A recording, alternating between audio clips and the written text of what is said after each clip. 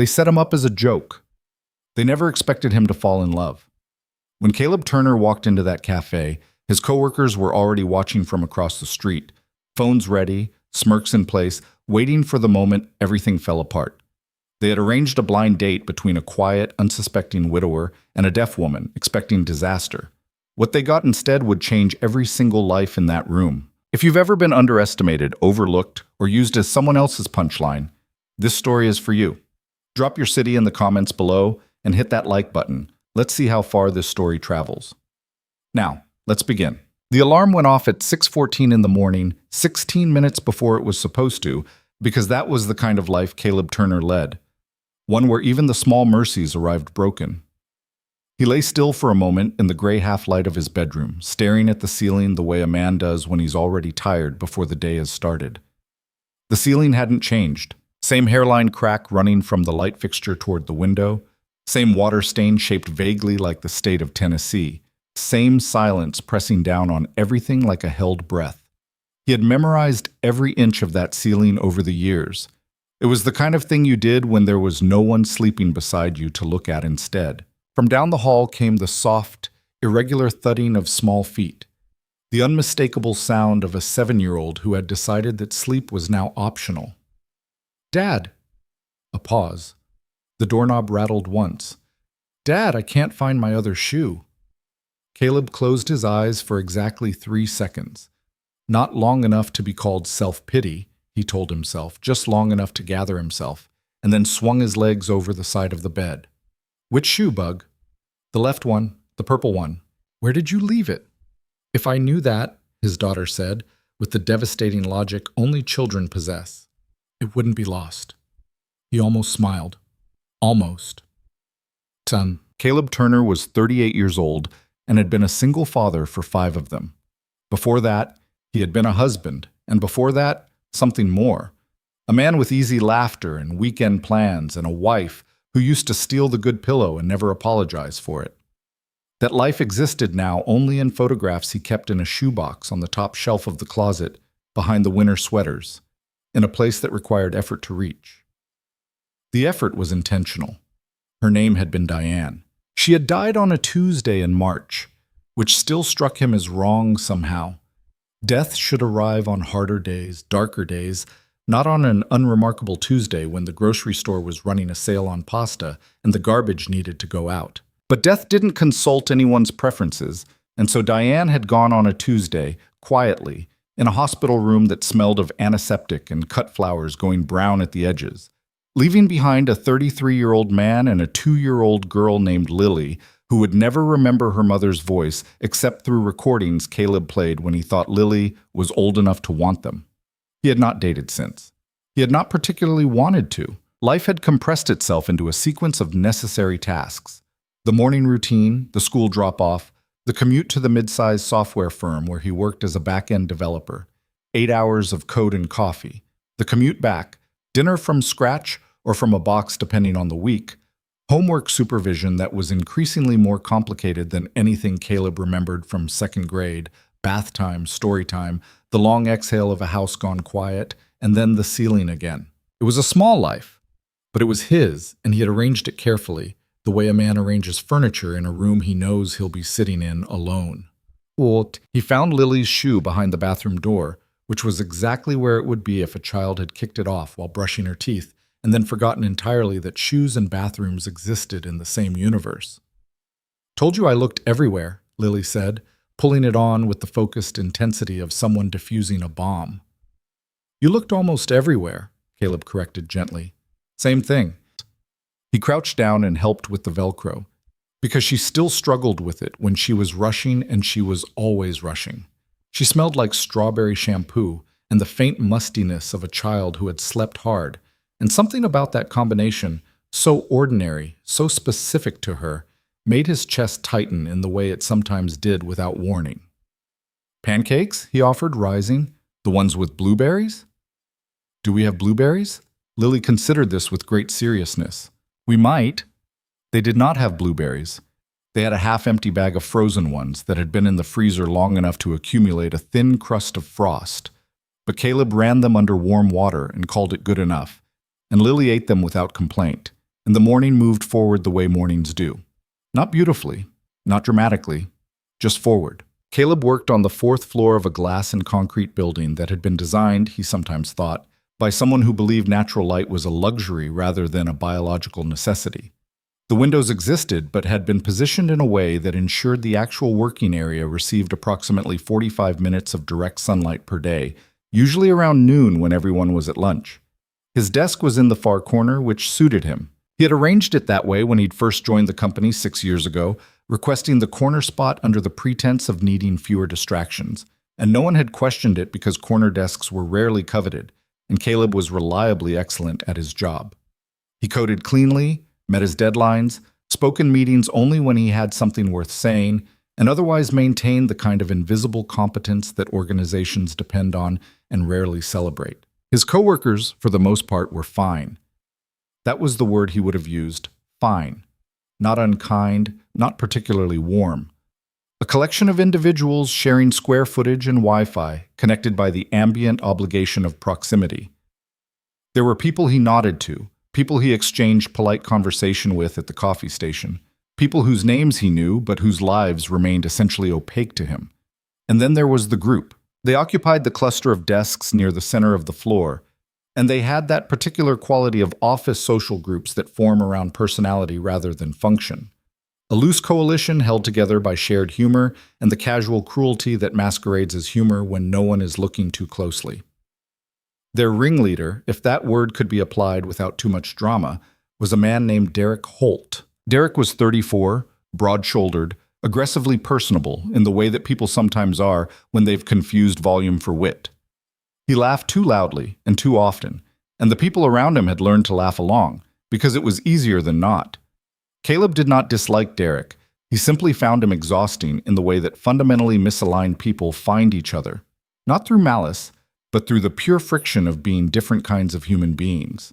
What Caleb didn't know on that particular Thursday in late October was that Derek had been planning something for 2 weeks. It had started, as these things often do, with idle conversation. Someone had mentioned that Caleb hadn't been on a date, and here the group had consulted each other with raised eyebrows. Anyone could remember.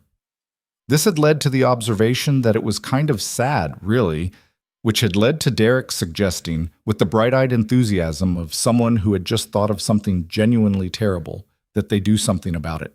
Set him up, Derek had said, leaning back in his chair with a grin that he thought was generous and was actually something else entirely. Blind date. It'll be good for him. With who? Someone had asked. And Derek had smiled wider. That's the beautiful part. What Derek had found, through a convoluted chain of social media connections that spoke to how much idle time he had, was a woman named Avery Collins, who was deaf and who had agreed to the date believing, through the mutual acquaintance who had connected them, that she was meeting someone who was interested in getting to know her. The mutual acquaintance, a well-meaning but easily manipulated woman named Trish, had framed it as a straightforward setup, leaving out entirely the fact that the man on the other end of the arrangement had no idea he was walking into a date with a deaf woman, and that the people who had arranged it were planning to watch from across the street. The cruelty was not in the deafness. Derek would have denied, perhaps genuinely, that that was the point. The cruelty was in the spectacle, in the anticipated fumbling, the expected confusion, the imagined moment when Caleb Turner, a man who didn't know how to talk to people at the best of times, would be confronted with a conversation that required more than words. Derek wanted to see him flounder. He wanted something to laugh about on a slow Friday afternoon. He had sent Caleb an email that read simply, "Hey man, I know this is out of the blue, but a friend of mine has a friend who's been asking about you. Set up a coffee meeting for you.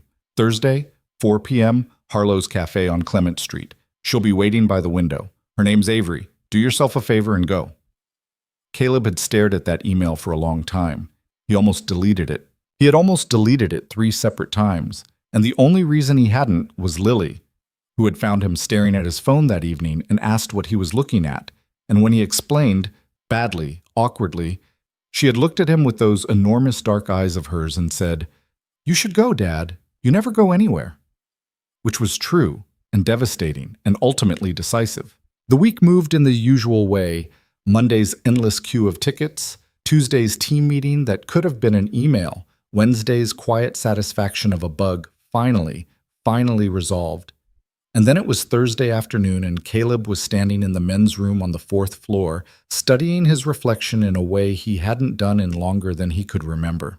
He looked tired. He always looked tired. But there was something else there tonight, something tentative and half-formed that he didn't quite have a name for. He had worn his better jacket, the charcoal one that Diane had bought him for their anniversary, and that he rarely wore because wearing it felt like using up something irreplaceable. He had combed his hair, which he usually didn't think about beyond keeping it out of his eyes. He had shaved. "This is absurd," he said quietly to his reflection. His reflection, reasonably, said nothing back. He texted the neighbor who watched Lily on late afternoons, confirmed everything was fine, and then left the building before he could talk himself out of it. Harlow's Cafe occupied the ground floor of a narrow building on Clement Street, the kind of neighborhood cafe that had survived because it was exactly what a cafe should be. Not too precious, not too loud, with good light and worn wooden tables, and the smell of coffee deeply embedded in every surface. A small bell above the door announced arrivals without apology. Caleb stood outside for a moment with his hand on the door handle. Across the street, obscured by a parked delivery truck, 4 people sat in Derek's car. Derek himself, grinning with the anticipatory pleasure of someone about to watch a show. A woman named Sandra from accounting who had come along because she felt vaguely guilty, but not guilty enough to refuse. A young man named Kyle, who laughed at everything Derek said. And Trish, who was already regretting her involvement but couldn't quite articulate why. Derek had his phone propped against the dashboard, camera facing the cafe window. "Here we go," he said. Inside Harlow's, Avery Collins sat by the window and held her cup of tea with both hands because the afternoon had turned colder than expected, and she'd left her heavier jacket at home. She was 34 years old, with dark brown hair cut to her chin and eyes that were used to watching everything. The particular attentiveness of someone who navigated a hearing world without hearing it. She had dressed carefully, a soft green blouse, dark jeans, a pair of small gold earrings that had belonged to her grandmother. She was nervous in the way anyone is nervous before meeting a stranger, but also in a more specific way. The way she was always nervous in new social situations, calculating in advance how many times she would need to explain herself, how many times someone would say, "Oh, I didn't realize," with that particular expression, somewhere between sympathy and panic. Trish had told her he was kind. She had trusted that. She was still trusting it, but it was getting harder to sustain at 4:07 p.m. The bell above the door rang, and Avery looked up. He was taller than she'd expected, or maybe it was just the way he paused in the doorway that made him seem that way. The brief stillness of a man orienting himself. Dark hair that needed a cut. A charcoal jacket that looked like it meant something to him. He scanned the room with eyes that didn't linger anywhere too long. Careful, habitual. Then they landed on her. She raised one hand in a small wave. He came toward her table, and she could see on his face the adjustment happening, the slight shift in his expression that she'd learned to read like weather, the moment of recalibration. He sat down across from her and offered a hand. "Hi," he said. "I'm Caleb." She shook his hand, then reached for the small card she kept in her jacket pocket for exactly these moments. A simple laminated card she'd made herself years ago. She slid it across the table. "Hi, I'm Avery. I'm deaf. I communicate using ASL, American Sign Language. Or I can lip read if you speak slowly and face me. I'm happy to text back and forth too if that's easier for you. No pressure. Nice to meet you." She watched his face as he read it. This was always the moment. This was the test she hadn't asked to administer. Some people put the card down and immediately reach for their phones, relief flooding their faces at the excuse of a screen between them. Some people set it down gently and then spoke with exaggerated slowness, mouthing each word like she was a child rather than a woman with a graduate degree. Some people, the hardest ones, looked at her with an expression so packed with pity that she had to look away. Caleb Turner looked at the card for a long moment. Then he looked at her. Then something moved across his face that she couldn't immediately name. Not pity, not panic, not the performative brightness of forced ease. Something more inward, something that traveled from his face towards somewhere deeper before returning. He set the card down. He raised his hands, and slowly, carefully, with the hesitation of someone reaching for a language they hadn't touched in years, he signed, "My name is Caleb. It's nice to meet you, Avery." The teacup nearly slipped from her hands. She stared at him. Not with the practiced composure she'd spent years cultivating, but with something raw and unguarded, genuine shock, and beneath it, the kind of relief that comes from a source so unexpected it almost hurts. She signed back before she'd fully decided to. "You know sign language?" His hands moved slowly, like someone brushing dust off something stored away. "I used to know it better. I'm a little rusty." "Who taught you?" A pause. She could see him deciding something. "My sister," he signed. Her name was Emma. Was, past tense. The sign for was carried its own weight, and he had used it with full awareness, she could tell. Not as a slip, but as a deliberate act of honesty. She nodded slowly. "I'm sorry," she signed. "How long ago?" 7 years. They sat in silence for a moment. Not the silence of people who don't know what to say, but the silence of people who understand that some things don't need to be immediately followed by words. It was, she thought, the most comfortable silence she could remember sitting in with a stranger. Outside the cafe window, across the street inside a car where 4 people had expected to witness an awkward, stumbling disaster, no one said anything. Derek had lowered his phone. Sandra was pressing her lips together. Kyle was frowning at the window. Trish had her arms crossed and was staring at the dashboard. "Is he?" Kyle started. "Signing," Derek finished. His voice was flat and the grin had evaporated so completely it was as if it had never been there.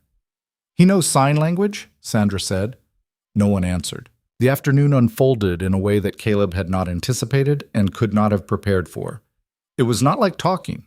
Or rather, it was not like the way he usually talked, functional, economical, careful with his words in the way of someone who had learned to keep them close.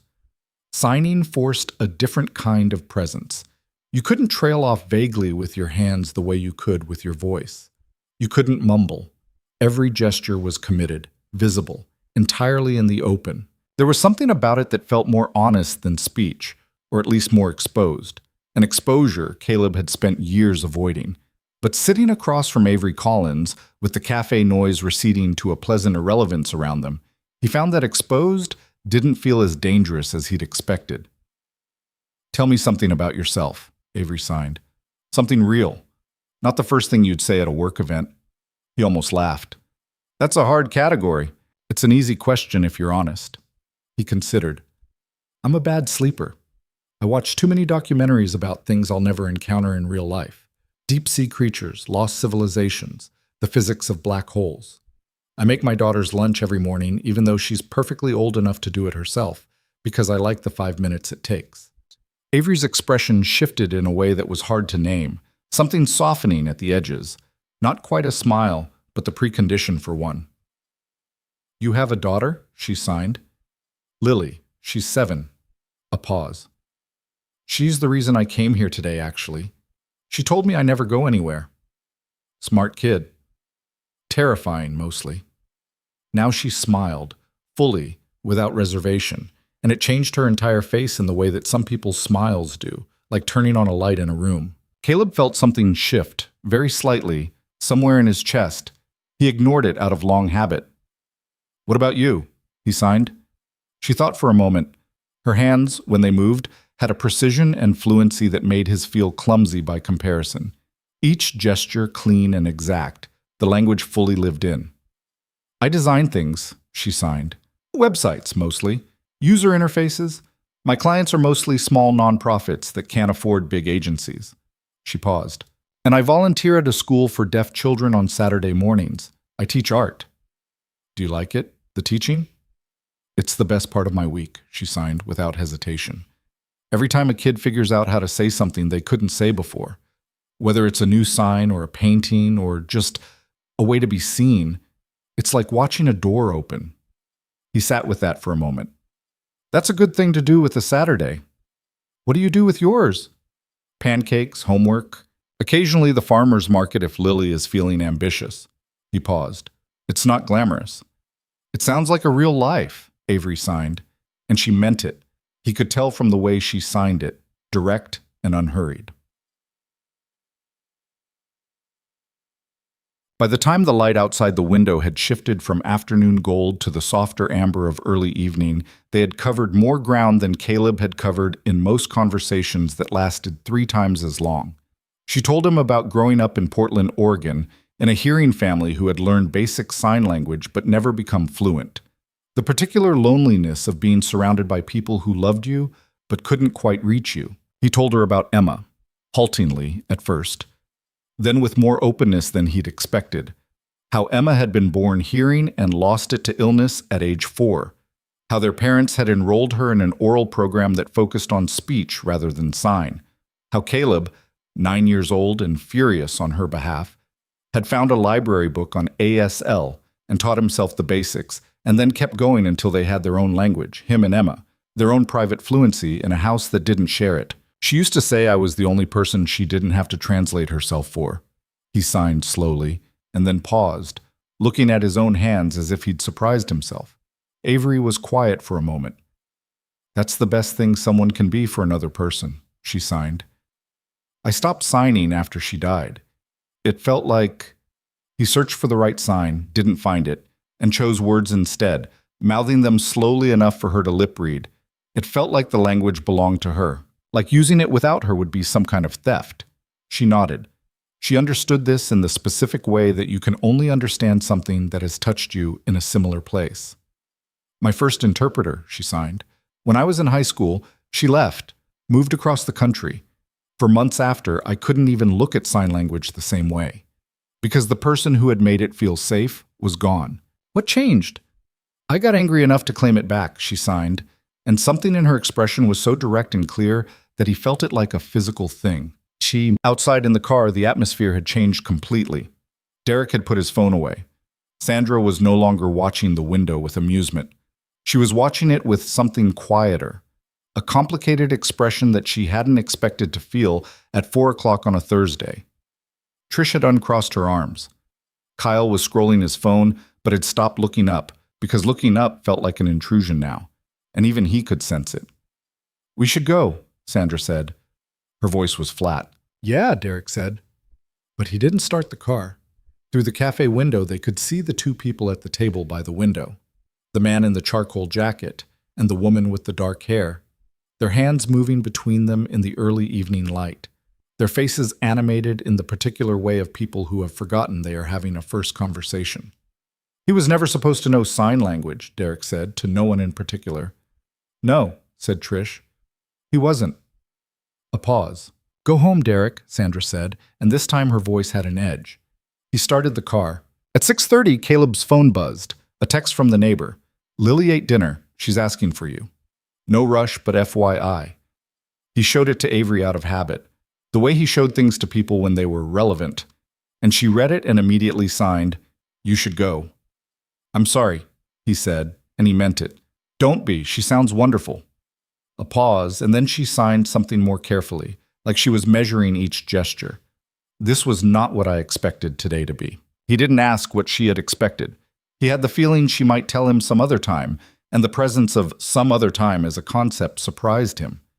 "Can I—" he started, and then stopped, and then decided, with an act of low-grade courage that felt enormous to him, to continue. "Can I see you again?" She looked at him for a long moment. The composed, reading look he was coming to recognize, the look that saw more than it appeared to. Then she signed, "You know where Harlow's is now." He did. He walked home in the cooling evening air, and for the first time in a long time, he was not thinking about code or deadlines or the logistics of tomorrow's school drop-off. He was thinking about the way light had rested on the table between 2 people who had no reason to understand each other and had understood each other anyway. He was thinking about his sister and the strange mercy of certain kinds of grief, the way it sometimes preserves something in you like a pressed flower, dried and fragile and impossibly intact, waiting for the moment when someone else recognizes what it is. He thought about Emma. He had not thought about Emma without pain in 7 years.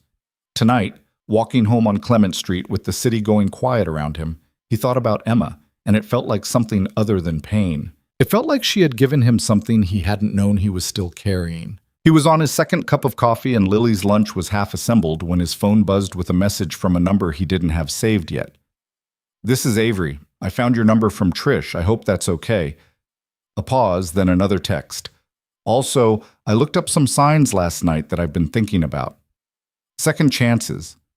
There's something in the way you do it in ASL. You bring your hands together slowly, like things that were apart are choosing to meet. I thought you'd want to know." He stared at his phone for a long moment. Behind him, Lily appeared in the kitchen doorway, still in her pajamas, hair catastrophic. "Who are you texting?" she demanded, with the accusatory tone of a child who feels she has a right to all information. "A friend," he said. Lily studied him with the forensic attention of someone who has spent 7 years learning to read her father's face. "A new friend?" she said. He set his phone down. "Yeah," he said. "A new friend." Lily nodded slowly, in the way of someone arriving at a conclusion they find acceptable. "Okay," she said. "Are there blueberries?" "Not yet." "We should get blueberries." "We should," he agreed. Outside, the morning was clear and cold and entirely ordinary, and the city was beginning its usual noise, and Lily was negotiating the Velcro on her shoe with focused intensity. And somewhere across the city, a woman with dark hair and gold earrings that had belonged to her grandmother was probably already sitting at her drafting table with her second cup of tea. And Caleb Turner stood in his kitchen on an ordinary Friday morning and felt, for the first time in a very long time, the particular lightness of a life that might be turning a corner. He didn't know yet what was on the other side of that corner, but for the first time in 5 years, he wanted to find out. The text from Avery sat in his phone like a small stone he kept turning over in his pocket. He read it again that evening after Lily was asleep, sitting at the kitchen table with the remains of a cup of coffee gone cold beside him. The apartment was the way it got after 9 o'clock. That specific quiet that was different from silence, weighted with the particular texture of a home where the only adult was also the only person still awake. The refrigerator hummed. The radiator ticked. A car passed on the street below, its headlights pulling a band of light slowly across the ceiling. Second chances. You bring your hands together slowly, like things that were apart are choosing to meet. He set the phone face down on the table and then picked it up again almost immediately, which was something he never did because he was not by nature a person who reached for things twice. He typed, "I didn't know that. About the sign, that's a good one to know." He stared at what he had written. It was inadequate. He typed again. "I'm glad you texted." He sent it before the internal committee in his head could vote against it.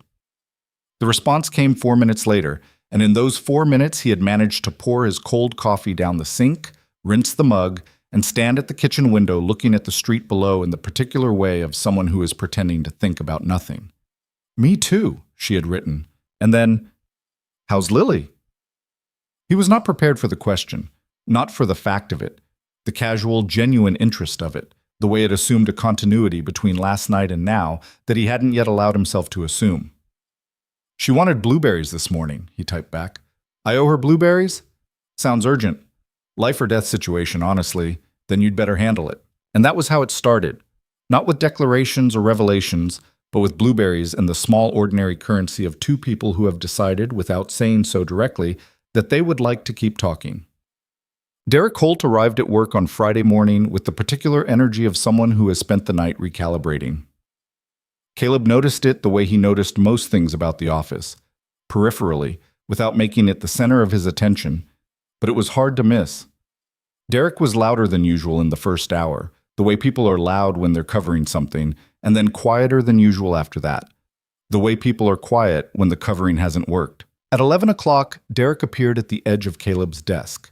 Caleb did not look up from his screen immediately. He finished the line of code he was on, a habit, a small insistence on completing thoughts before interrupting them, and then turned his chair. Derek looked like a man who had rehearsed something and was now uncertain whether to deliver it. He had his hands in his pockets. He was not grinning. "Hey," Derek said. "Hey," Caleb said. A pause that was longer than casual conversation usually accommodated. "So," Derek said. "Yesterday." Caleb waited.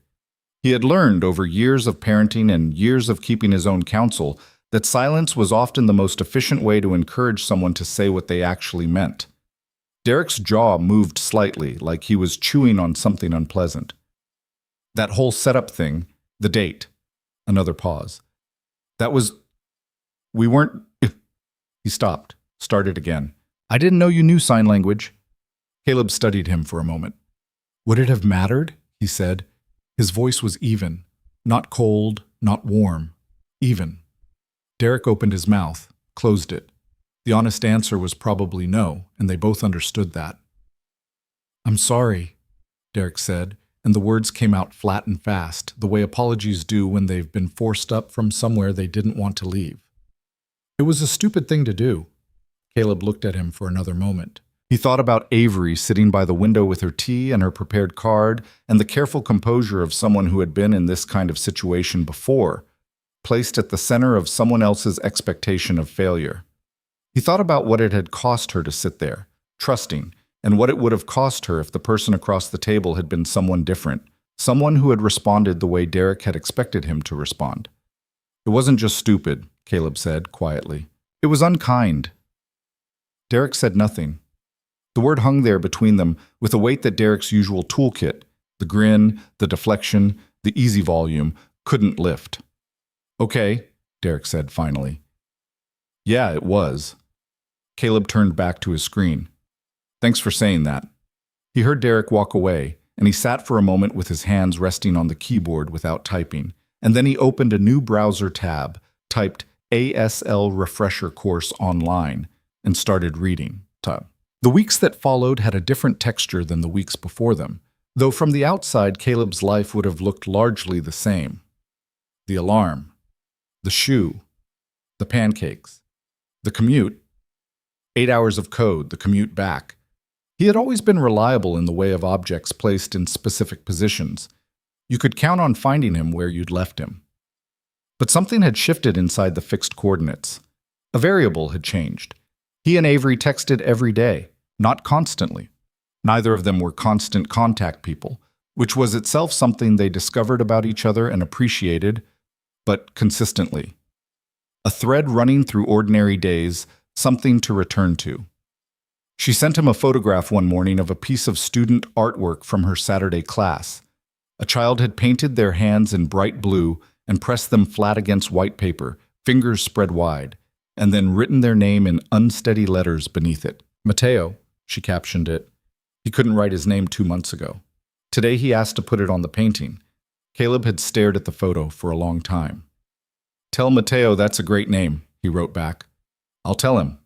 He'll be pleased. Are you pleased?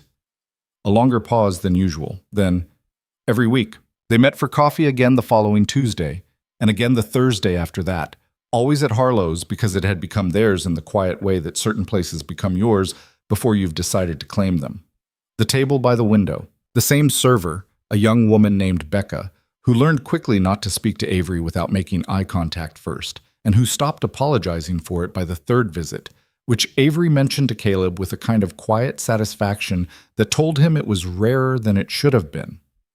The conversations deepened in the way that conversations do when two people have decided to stop performing casualness and admit they are genuinely interested. Avery told him about her work, the way she thought about design as a problem of access, not aesthetics.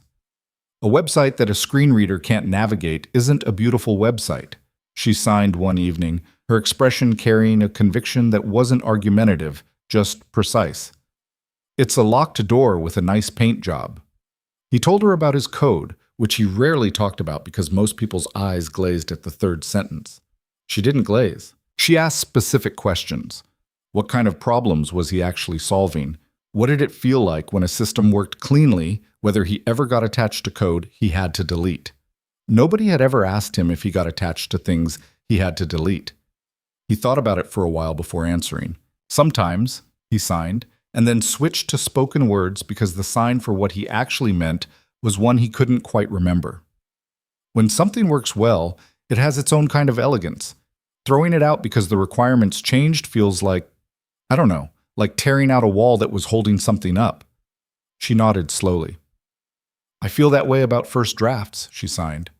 The first version of something always has this quality the final version doesn't. More honest, maybe. Less considered. But you still revise. I do. But I keep the first drafts. She paused. I don't know why. I just can't get rid of them. He understood this completely, in a way he hadn't expected to understand anything a person said to him across a table. What he hadn't anticipated was how signing again would feel in his body. Not in his hands, exactly.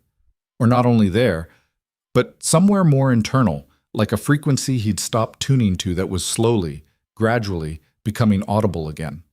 He had found an ASL practice app and was using it on his lunch breaks, in the private quiet of his car in the parking garage, like a man practicing an instrument he'd left in a closet. His hands were clumsier than they'd once been. The fluency he'd built with Emma over years of daily use had corroded at the edges during 7 years of disuse, and reclaiming it was slower and stranger than he'd expected.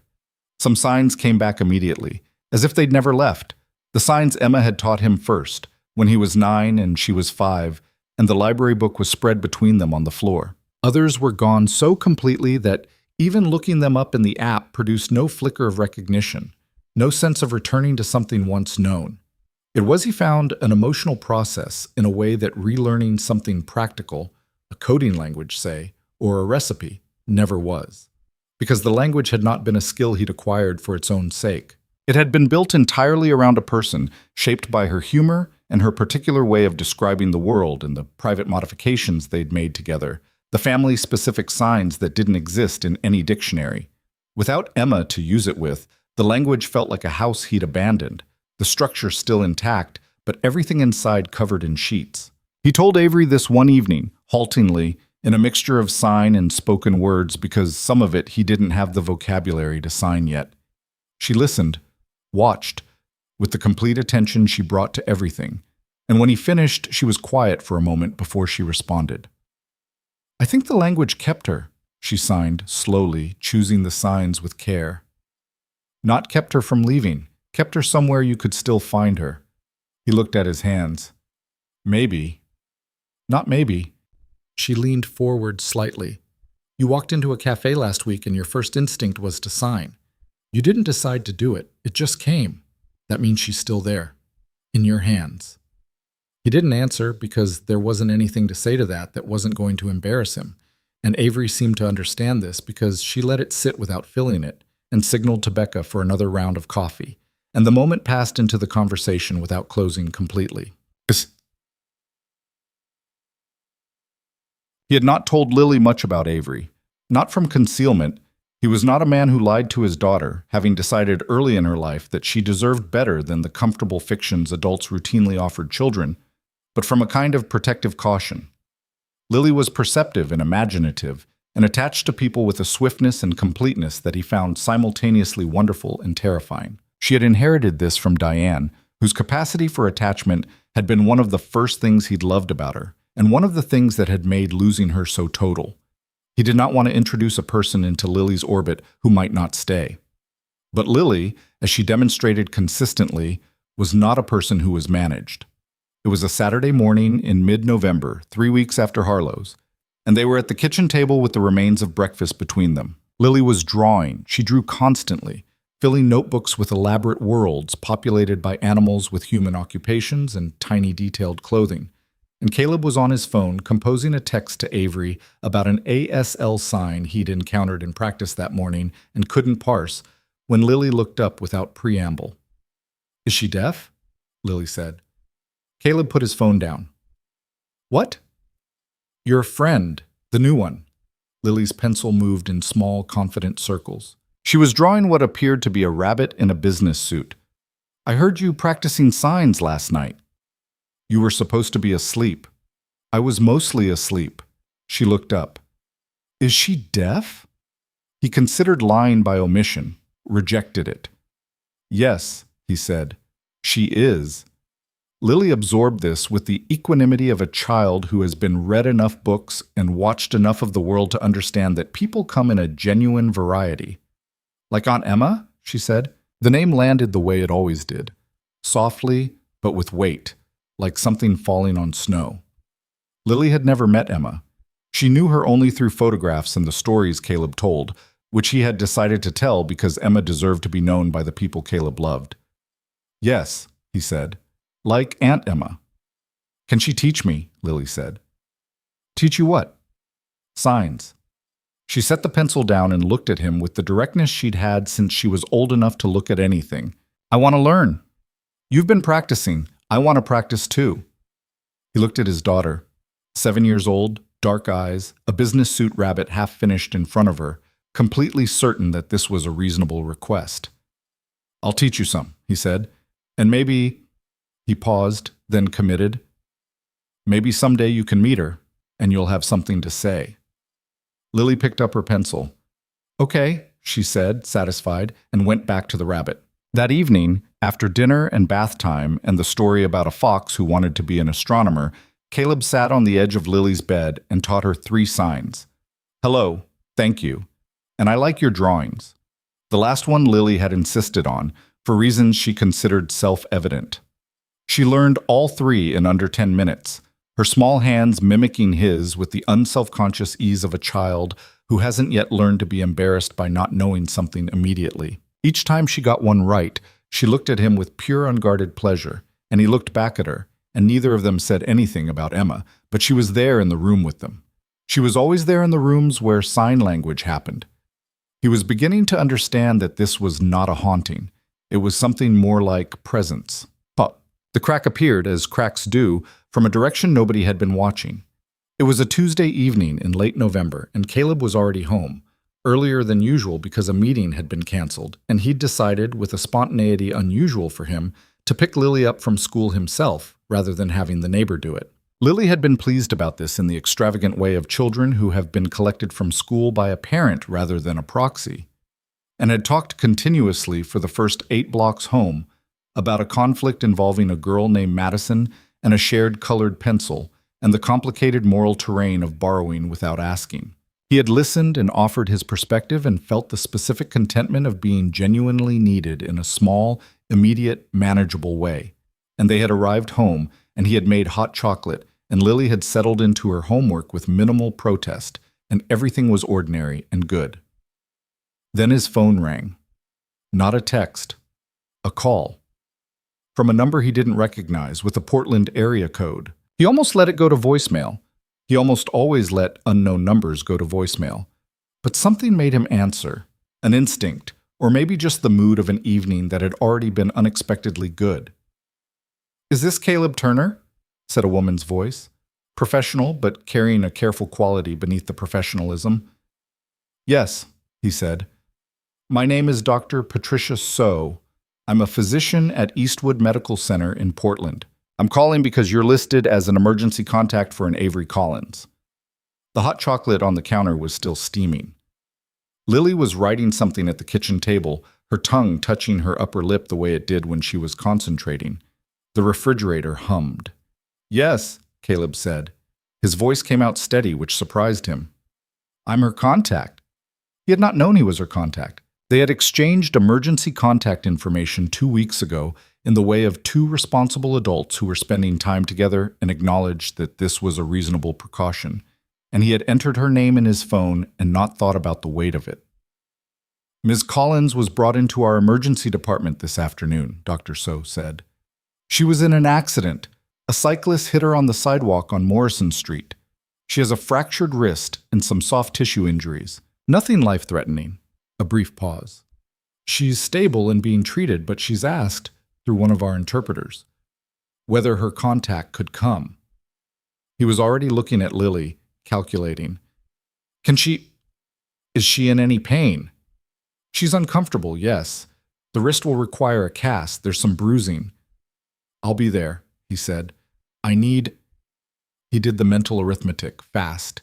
90 minutes, maybe less. We'll let her know. He hung up. Lily looked up from her homework. I have to go to Portland, he said. Tonight. Mrs. Galvano will stay with you. I'm going to call her right now. He was already moving toward the door to get his jacket. Someone I know got hurt. She needs... He paused, and the word he'd been about to use, company, seemed suddenly small and inaccurate. She needs someone there. Lily watched him the way she watched things when she was processing them for storage rather than immediate use. Is it your friend? She said.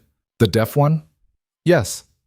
Lily nodded, with the gravity of a child who has just elevated someone from a category to a person. "Okay," she said. "Go." He called Mrs. Galvano. He threw things in a bag. He kissed Lily on the forehead, and she grabbed his sleeve for a brief second before letting go. And he was in his car and on the highway before the evening had time to change its mind. The drive to Portland was 3 hours in normal traffic and 2.5 the way he drove it, through rain that started gentle and became insistent somewhere around Salem, the wipers keeping time against the windshield, the road ahead lit and wet and continuous. He had time, driving, to ask himself what exactly he was doing. It was a reasonable question. They had known each other for 3 weeks. They had met for coffee 4 times. They texted daily but had not had the kind of conversation yet that would conventionally justify driving 3 hours through rain on a Tuesday night to sit in a hospital waiting room. He was a man who had organized his life around reasonable calibrations, careful commitments, the avoidance of the kind of leaping that preceded falling. But then he thought about her face when he'd signed his name across the table at Harlow's, the shock, and beneath the shock, the relief. And beneath the relief, something that had looked to him like someone exhaling after holding their breath for a very long time. And he thought about what Dr. So had said. She's asked whether her contact could come. She had asked. She, who by her own account had spent most of her life being the person who didn't ask, who preempted the asking by being self-sufficient and prepared and carrying laminated cards in her jacket pocket. She had asked. He drove. The rain was steady on the roof of the car, and the miles passed, and he found himself thinking about Emma with a new kind of deliberateness.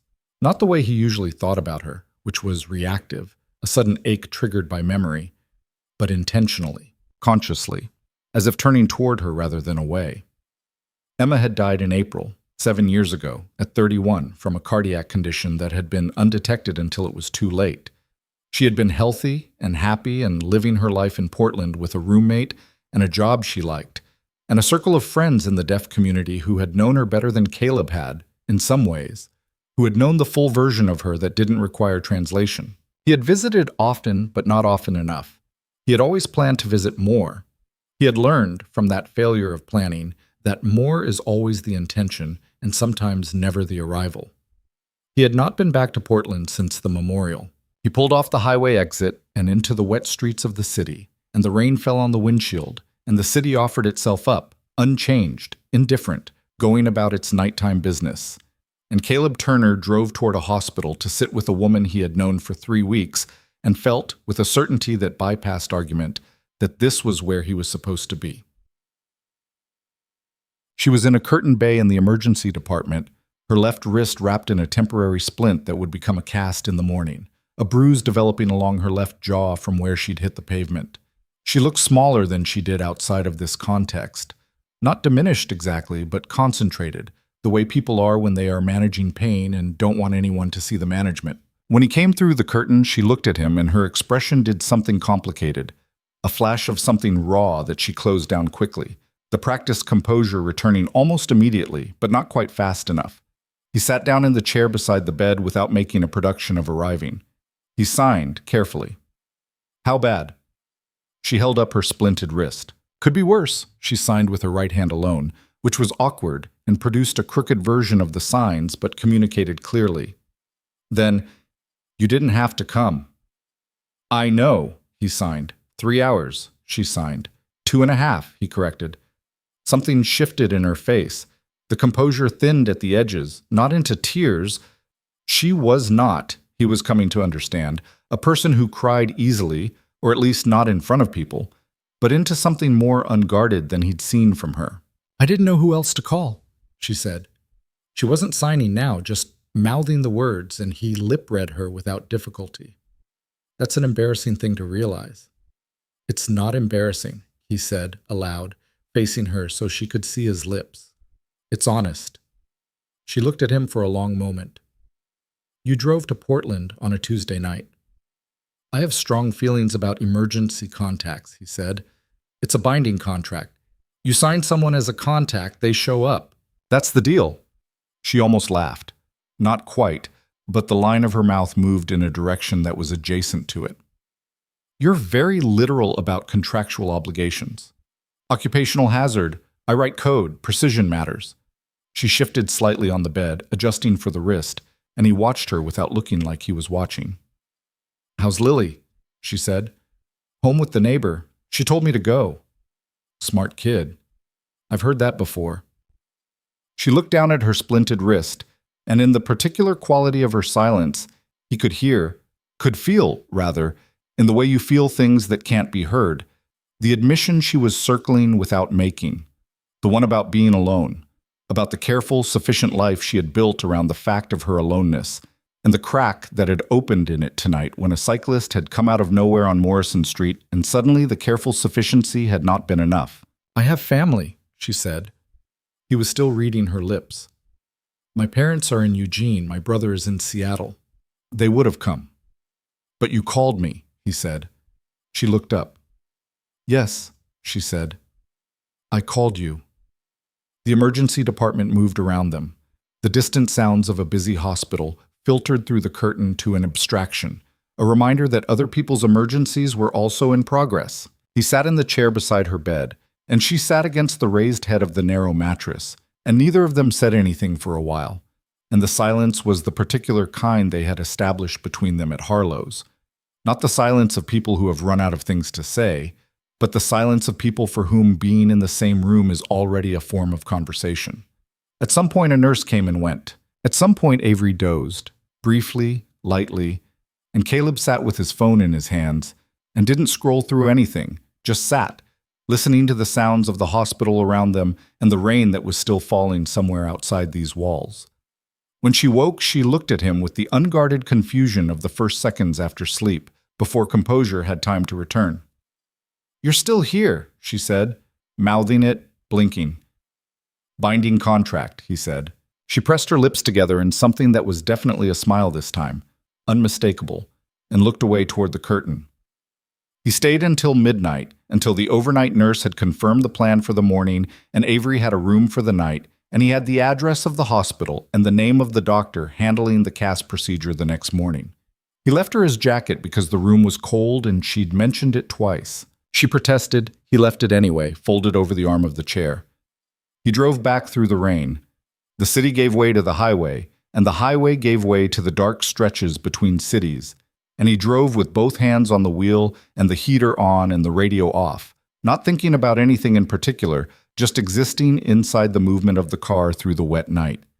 He was home by 2 a.m. He checked on Lily, who was deeply asleep, her hair spread across the pillow, one arm hanging off the edge of the bed with the complete physical confidence of children who trust that the ground will catch them.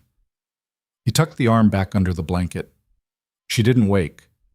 He sat on the edge of his own bed in the dark and looked at the ceiling. The crack, the water stain shaped like Tennessee. And he said nothing, because there was no one to say anything to, and he felt no need to say it aloud. But somewhere in the territory between the drive and the drive back, between the hospital curtain and his daughter's sleeping face, something had moved in him that had not moved in 5 years. Not dramatically, not with announcement, the way tectonic things move, underground, slow, without asking permission. He lay back on the bed without removing his shoes. He was asleep in 4 minutes, which was faster than he'd fallen asleep in longer than he could remember. Outside, the rain continued its business. The city continued its business. And in a hospital room in Portland, a woman with a fractured wrist and a borrowed jacket lay awake for a little while longer, looking at the ceiling of a room she didn't know, thinking about what it meant that when the sidewalk had come up to meet her and the world had tilted sideways, the first name that had surfaced in her mind had been a name she had known for only 3 weeks. She thought about that for a long time. Then she slept. He returned his jacket the following Saturday. That was the official reason.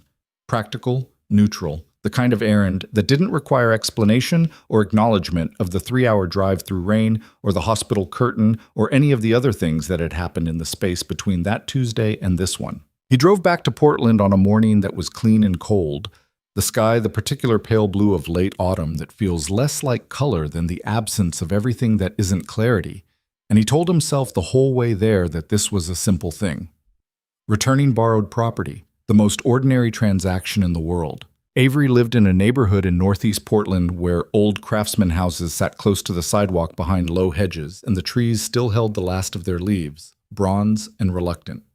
Her building was a converted duplex painted a dark charcoal with white trim, with a small porch that held 2 potted rosemary plants that had survived into November by virtue of sheer stubbornness. He stood at the door with his jacket folded over one arm and rang the bell, which he knew she couldn't hear, and waited for the interior light flash system she'd mentioned, a modification she'd had installed in every apartment she'd ever rented, because a doorbell you couldn't hear was architecturally optimistic at best. She opened the door in jeans and a gray sweater, her left arm in a pale blue cast from wrist to mid-forearm, her hair loose in a way he hadn't seen it before. She looked, he thought, entirely different from the composed woman by the window at Harlow's, and entirely the same, which was the kind of paradox he was becoming accustomed to with her. "You drove back," she signed, one-handed, holding the door. "You still have my jacket," he said. She stepped back to let him in, and he crossed the threshold of her apartment for the first time, which felt, for reasons he couldn't fully articulate, like a more significant crossing than he'd intended when he'd gotten in the car that morning. The apartment suited her in the way that spaces suit people who have thought carefully about how they live. It was not spare. There were books, and a drawing table set near the window with the north light she'd mentioned preferring, and small frame prints on the walls, and a kitchen with herbs growing on the sill in mismatched terracotta pots. But it was ordered. Everything had its place, not from sterility, but from intention. On the drawing table were the residue of a project in progress, printouts, color studies, a notebook open to a page dense with small sketches. He noticed that the notebook margins were filled with tiny drawings of hands in various sign positions, doodled the way other people doodle words or geometric shapes. She handed him the jacket from the coat hook by the door. He took it. Neither of them moved toward the door. "Tea?" she signed. "Yeah," he said. "Thanks."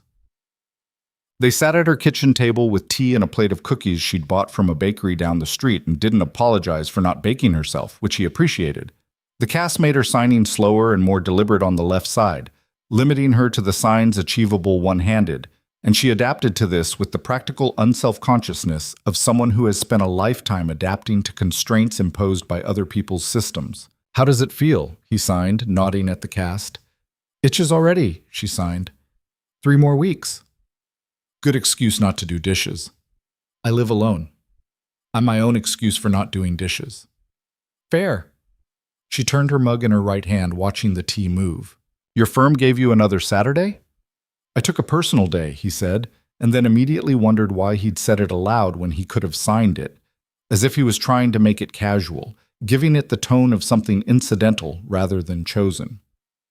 She looked at him with the particular quality of her attention that he was no longer surprised by but still couldn't quite get used to.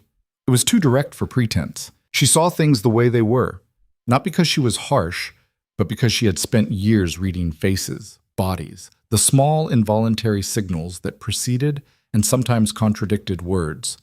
He had never been a person who was easy to read. He had been told this by various people over the years as both complaint and observation. And yet she read him with a consistency that was startling and, increasingly, that he did not want to resist. "You drove 3 hours on a Tuesday night," she signed, setting her mug down, "and now you drove 3 hours on a Saturday morning. For a jacket." "It's a good jacket," he said. She looked at him. He looked back at her. The kitchen was warm and quiet and smelled of tea and the rosemary from the porch, and a faint trace of the linseed oil she used in her art practice.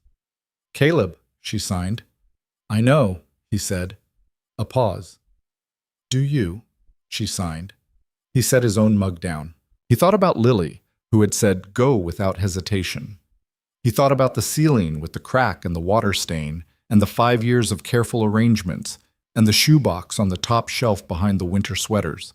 He thought about Emma and the private language and what Avery had said. "She's still there, in your hands." "I'm not very good at this," he said. He was speaking, not signing, and he made sure she could see his face clearly. "I haven't been very good at it for a while. I got out of practice." "What is this?" she signed. Careful. Not pushing, just clarifying. "Letting something matter," he said. "While it's happening, instead of after." She was quiet for a moment. Outside the window, the last of the bronze leaves moved in a small wind without falling. When she signed again, her right hand was steady and deliberate, choosing each gesture with the care she brought to language when it mattered. "I'm not very good at it either," she signed. "I'm very good at being self-sufficient. I have been since I was about 12. Self-sufficiency and mattering to people are not always the same skill." He nodded slowly. "No," he said, "they're not." "So," she signed, and her face had the quality it got when she was deciding something, that particular stillness before movement. "We're both out of practice." "Both out of practice," he agreed. "That seems," she signed, and the sign she chose for the next word was the one for fair, but she modified it in a way that made it softer, more tentative, manageable. He picked up his mug. She picked up hers. Outside, the last leaf on the nearest tree gave up and fell, spinning slowly down to the sidewalk in the still November air, and neither of them said anything about it, but they both saw it, and the seeing of it together, without comment, was its own kind of sentence. December arrived with the particular rudeness of a season that has been delayed and is now making up for lost time. The temperature dropped 12 degrees in 4 days. The first frost crystallized the windshields on Caleb's street into intricate temporary art that he had no time to appreciate before scraping it off. And the city began the collective theater of holiday preparation with a commitment that always struck him as slightly frantic, as if everyone had agreed that visible enthusiasm could forestall the darkness. His daughter's enthusiasm for the season required no forcing. Lily attacked December with total commitment, lobbying for a tree in the first week, negotiating the terms of holiday movie nights with the persistence of a seasoned negotiator, and filling her notebooks with drawings of improbable winter scenes populated by her usual cast of animals in professional attire. Accountant elves, a bear in a Santa suit reviewing spreadsheets, a fox meteorologist reporting on snowfall with a tiny microphone. She also, without announcement, had been practicing signs. He discovered this one evening when he came into the living room to find her sitting on the floor with her tablet propped against the coffee table, following along with a signing tutorial, her small hands moving through the shapes with intense concentration. She didn't notice him for a moment. She was too focused on getting the movement right. And he stood in the doorway watching her with a sensation in his chest that had no precise name, something between pride and grief, and something else entirely, something that was maybe just love in its most specific form. "Hey," he said, and she looked up. "Watch," she said, and signed carefully but accurately. "Hello. My name is Lily. I like your drawings." He stood in the doorway and did not trust himself to speak for a moment. Then he signed back. "Hello, Lily. Your signs are very good." She beamed with the total uncomplicated pleasure of a child who has learned something and has been recognized for learning it. "I've been practicing every day," she said. "I looked up more signs. I can do thank you and nice to meet you and what's your name and I'm hungry and I love cats." "That's a very practical vocabulary," he said, recovering himself. "Cats are important," she said, with the certainty of someone for whom this required no defense. He sat down on the couch and they practiced together for 40 minutes, Lily drilling him on the signs she'd learned with the instructional enthusiasm of someone who has become the teacher, correcting his form when his hand shape drifted. She was already more confident in some signs than he was. The unself-consciousness of childhood, giving her hands a fluency his adult caution sometimes hindered. At bedtime, tucked in, she looked at him with the expression she got when she was building toward something. He waited. "Can I meet her?" Lily said. "Before Christmas? I want to use the signs." "I'll ask her," he said. "Tell her I have the drawings ready," Lily said. "What drawings?" "The ones I made for her. I've been making them." She said this as if it were obvious, as if of course she had been making drawings for a person she had never met, but who occupied an increasing portion of her father's attention and therefore her own. They're of the rabbit in the business suit and the fox meteorologist and a special one of hands. "Of hands," he repeated. "Signing hands," she said. "Different signs. I copied them from the tutorial." A pause. "I think she'll like it, because she uses her hands to talk, and it's like I'm saying I see that about her, that I think it's beautiful." He looked at his daughter for a long moment, at this 7-year-old who had arrived at an insight about the nature of acknowledgement that most adults spent their entire lives circling without reaching. "I think she'll like it very much," he said. He kissed her forehead. He turned off the light. He sat in the hallway outside her closed door for a full 30 seconds before he stood up and went to his phone and texted Avery. My daughter has made you drawings and would like to use her sign vocabulary on you. What are you doing the weekend before Christmas? The reply came 8 minutes later. I'm doing that, she wrote. Tell her the drawings sound incredible. Mout. What happened in the 2 weeks between that text and the weekend before Christmas was a shift in the shape of things. Not sudden, not announced, but undeniable in the way that a tide is undeniable, even to someone who has been determinedly looking inland.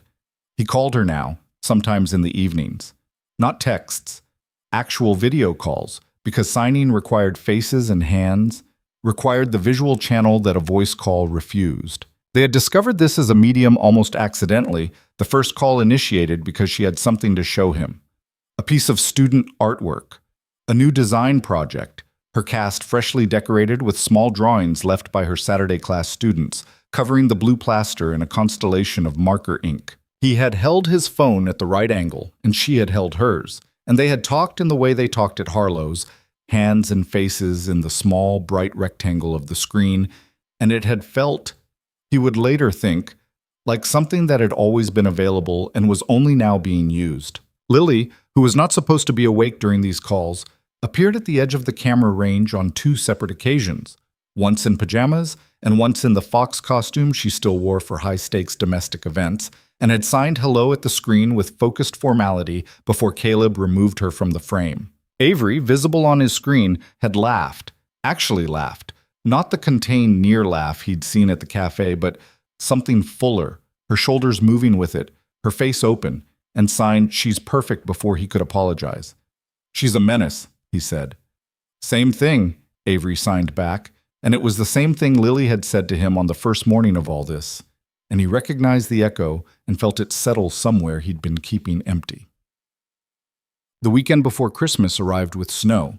Not the substantial snow of postcards, but a thin, determined dusting that coated the parked cars and the power lines and the potted rosemary on Avery's porch, which she drove down from Portland to escape for a weekend visit to the city. She was staying at a small hotel 8 blocks from Caleb's apartment, a fact that she mentioned with the careful neutrality of someone establishing that she had her own arrangement and was not assuming anything, and that he acknowledged with equal care, and that Lily found entirely beside the point. "Why isn't she staying here?" Lily had asked. "Because we haven't invited her," Caleb said. "Why haven't we invited her?" He had paused, searching for an answer that would satisfy a 7-year-old's frankness without landing anywhere complicated. He settled on, "Because it's polite to not assume." Lily had considered this. "But we have a couch," she said. "We do have a couch," he agreed. "It's a good couch." "It is." "I think you should tell her about the couch," Lily said, and went back to her drawing. He did not tell Avery about the couch, but he noted the conversation for the record. They met at the farmer's market 3 blocks from his apartment, which was open on Saturday mornings, even in December. The vendors arranged under awnings with their breath making small visible clouds in the cold air. He had told Avery to look for the man with the red scarf standing next to a small person in a purple coat, which was description enough. He saw her before she saw him, or rather, he saw the moment she spotted them, the slight change in her direction as she navigated through the market crowd with the particular attention she gave all crowds, reading rather than hearing the environment around her, and then her eyes found them and she raised her right hand in a wave. Lily grabbed Caleb's sleeve. "That's her," she said, in the tone of a person confirming a very important piece of intelligence. "That's her," he confirmed. Lily let go of his sleeve, straightened herself to her fullest possible 7-year-old height, and waited with remarkable composure for the 3 seconds it took Avery to reach them. Then she raised both hands and signed with careful precision. "Hello, my name is Lily.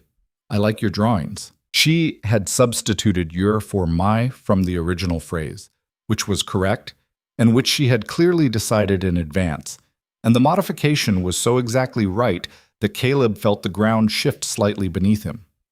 Avery stopped. Her face went through something. Surprise, and then a warmth that was entirely unguarded, moving through her expression like light moving through water. She crouched down to Lily's height, which put them face to face, and signed back slowly enough for a beginner. "Hello, Lily. My name is Avery. I have heard very good things about your drawings." Lily's composure survived for approximately 2 more seconds, and then broke into a grin of such total satisfaction that even the vendor at the nearest stall looked over. She reached into the bag she'd been carrying with great purposefulness and produced a rolled paper tube secured with a rubber band. The drawings, which she had spent 3 evenings completing and which she had insisted on rolling herself to prevent crumpling. "These are for you," she said, and then, remembering, signed it too. "These are for you." Avery took the tube and looked at Lily over it with an expression that Caleb, watching from 2 feet away, could only describe as recognition, the look of one person seeing another clearly across a distance. She signed, "Can I open them now?" "Yes," Lily signed, and then, unable to sustain formality any longer. "That one's the rabbit, and that one's the fox, and the special one is last. You have to look at the special one last." Avery unrolled the drawings carefully, one by one. The rabbit in the business suit, the fox meteorologist with the microphone, and then unrolled with the particular anticipation of saved things, the third one. It was a drawing of 2 pairs of hands, rendered in Lily's confident, slightly oversized style, facing each other across a white space. One pair was larger, a man's hands, the other smaller, a woman's. Between them, filling the air in the drawing, were small symbols that Lily had copied from her signing tutorials. Not complete words, just shapes, the vocabulary of the hands translated into a 7-year-old's visual language. At the bottom, in careful letters, "Talking with your hands is beautiful." Avery held the drawing for a long moment. The market moved around them. Voices and footsteps, and a vendor calling out prices. And she sat crouched on her heels in front of a child she had met 4 minutes ago, holding a piece of paper, and her face was doing something that she was not trying to control.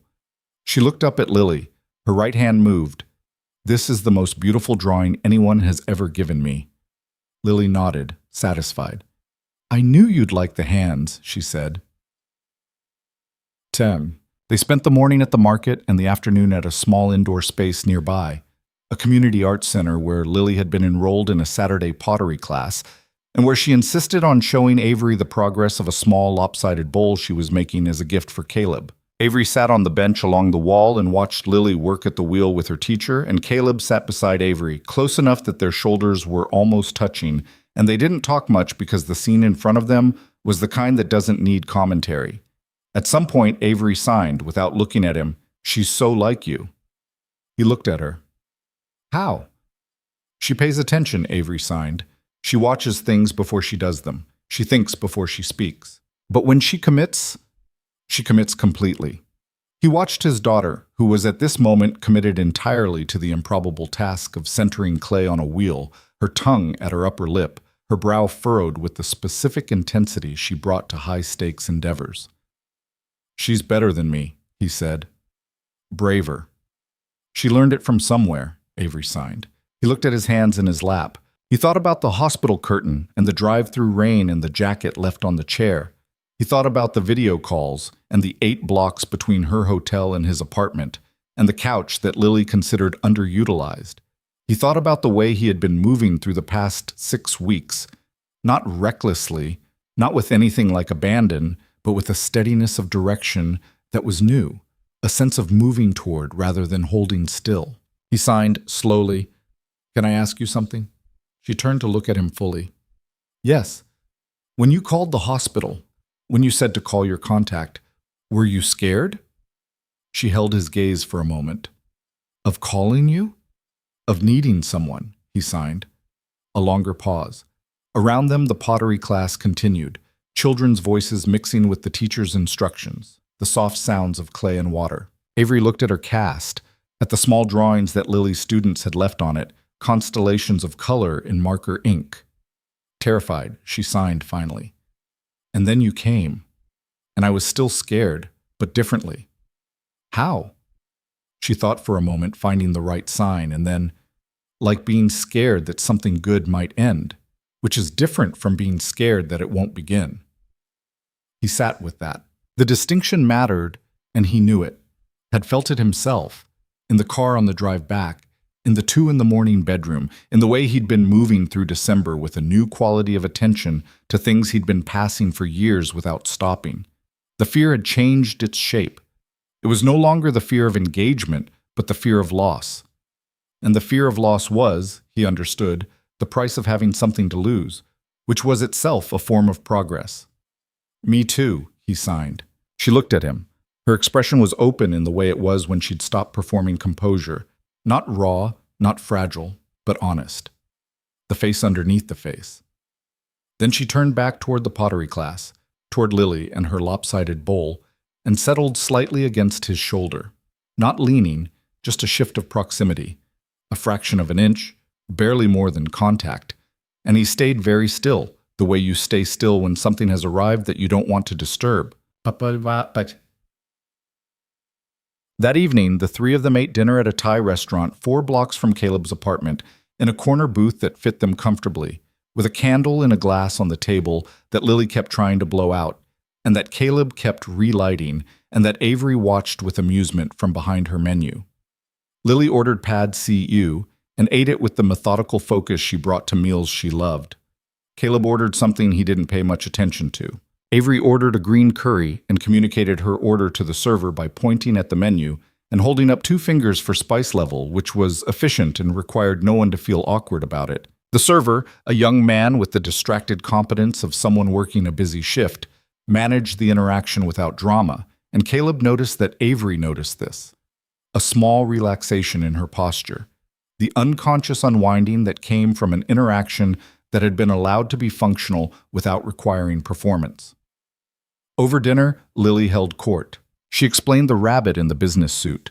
His name was Gerald, he was an estate attorney, and the fox meteorologist, whose name was Dr. Renata, and the complicated ongoing storyline of the clay bowl, which had gone through 3 structural crises and was now, she said with cautious optimism, stable. Avery tracked her through lip reading and through the signs Lily used whenever she remembered them, which was often enough that Caleb found himself doing less interpreting than he'd expected. The conversation managing itself across the table with the particular ease of people who are willing to work for each other. When Lily excused herself to use the restroom, the table became briefly the 2 of them, and Caleb looked at Avery across the candle that Lily had finally managed to extinguish and found her already looking at him. "Thank you," he said. He made sure she could see his face clearly. "For what?" "For this," he said. "For being someone she could make drawings for." A pause. "For being someone—" He stopped. She waited, patient, attentive, giving him the space to finish. "For making it feel possible," he said, "to be here, like this, rather than—" He gestured vaguely, which was inadequate, and she seemed to understand the inadequacy was intentional, that what he meant could not be precisely located. She looked at him for a moment. "I have a confession," she signed under the level of the table, private, hidden from the restaurant around them. "I almost didn't go to Harlow's that day." "Why?" "Because I was tired," she signed. "Tired of new situations where I have to manage everything. Tired of being the person who prepares, who has the card in her pocket, who calculates in advance how much explaining to do." "What made you go?" He signed back under the table, their own private channel. She considered. "Trish said he seemed kind, and I thought, even if it's uncomfortable, even if I have to spend the whole time explaining and managing, kindness is worth showing up for." He thought about the man he'd been walking toward the cafe that day, the man who had almost deleted the email 3 times, who had stood at the door with his hand on the handle, who had been talked into going by a 7-year-old with devastating logic. "I almost didn't go either," he signed. "I know," she signed. "But we both did." And across the restaurant, he could see Lily navigating back through the tables toward them, her purple coat still on because she'd refused to take it off, her dark eyes finding them immediately across the room, and she slipped back into the booth beside Caleb and reached across to relight the candle with the long match the server had left. Successfully, this time, the small flame catching and holding, and looked at both of them with satisfaction. "There," she said. The candle burned steadily between them. The restaurant moved and hummed. Outside the window, the thin December snow had returned, falling without urgency on the street, on the parked cars, on the potted rosemary 8 blocks away on a porch that was not yet part of this story, but was, in the particular way of places that are waiting to become familiar, already moving toward it. The coworkers were not, as it turned out, entirely finished with their part in this story. what Derek Holt had been carrying since that Thursday in October. Since the moment his phone had lowered and the grin had gone and Sandra had said, "Go home." Derek, in a voice that had cut him more cleanly than he'd expected, was a complicated, unexamined thing that he had done what men like Derek usually did with complicated, unexamined things, which was to put it somewhere he didn't have to look at it and hope it would resolve without intervention. It did not resolve. It surfaced on a Wednesday afternoon in mid-December, when Derek found himself standing once again at the edge of Caleb's desk, in the same position he had occupied the morning after the cafe, with the same quality of a man who has rehearsed and is uncertain about delivery. Caleb looked up from his screen. "I've been thinking about it," Derek said. He had his hands in his pockets again. He was not a man built for this kind of conversation, and it showed in every line of his posture. "About what I said before, that it was stupid and unkind." "Okay," Caleb said. "The thing is," Derek stopped, tried again. "The thing is, unkind is the right word, but I've been thinking about why, and I think the reason it was unkind is that it used her, Avery, as a prop, basically, in something that was supposed to be funny, and she didn't sign up for that." Caleb said nothing. He was aware that this was harder for Derek than it looked, which was part of what made it worth waiting out. "I want to apologize to her," Derek said. If you think that's something she'd want, or if it's just something I need to do for my own." He stopped again. "I don't know. I just think she deserves one." Caleb looked at him for a long moment. "She'd probably want to hear it from you directly," he said finally. "Not filtered." "Yeah," Derek said. "I figured.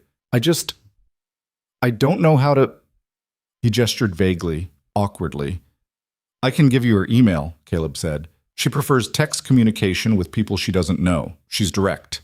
If you're honest with her, she'll appreciate it." Derek nodded. "Okay." A pause. Are you two—" "Yeah," Caleb said, simply, without qualification. Derek stood there for another moment. Then he said quietly, without the usual performance, "Good. That's good." And he meant it, which was perhaps the most surprising thing about the whole conversation, and which Caleb filed away in the category of things that could not be anticipated about people. The capacity for genuine arrival, however late, at something better than where they'd started. He told Avery about it that evening on a video call, watching her face as she read the story from his signing and from his expression, the parallel channels of information that she always integrated so quickly it seemed effortless, though he knew by now that it wasn't. She was quiet for a moment after he finished. "What did you tell him?" she signed. "That you'd want it directly," he signed. "That you'd appreciate honesty." She nodded slowly. "You know me." He held her gaze through the screen. The small delay of the connection, the slight compression of the image, the ways technology approximated presence without quite achieving it, which was the reason he always preferred Harlow's, always preferred the same room. But the screen was what there was tonight, and she was on it, and there was something in her expression, that open, underneath quality, that needed no channel better than this one to transmit. "Yes," he signed. "I think I'm starting to." She smiled. Not the polished public smile, not even the full bright smile from the cafe. Something quieter.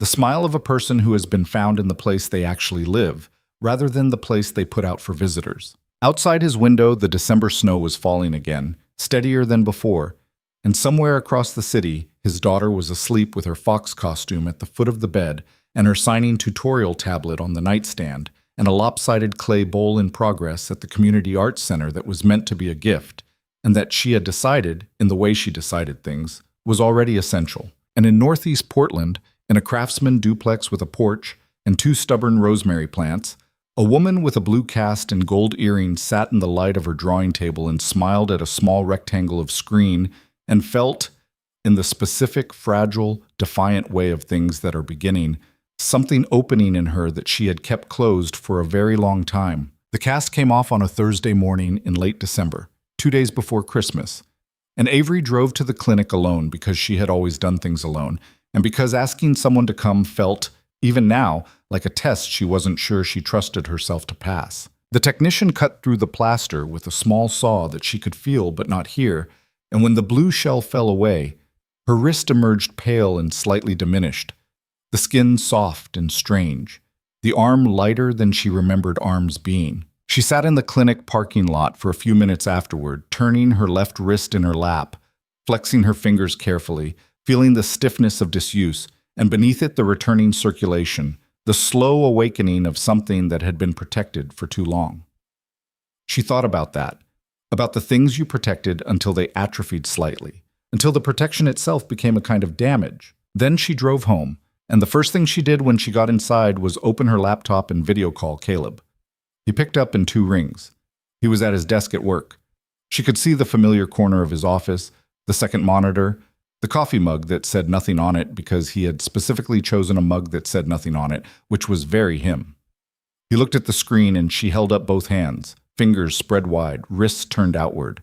His face did the thing it sometimes did, the brief internal movement, the traveling inward before returning, and then he signed, "How does it feel?"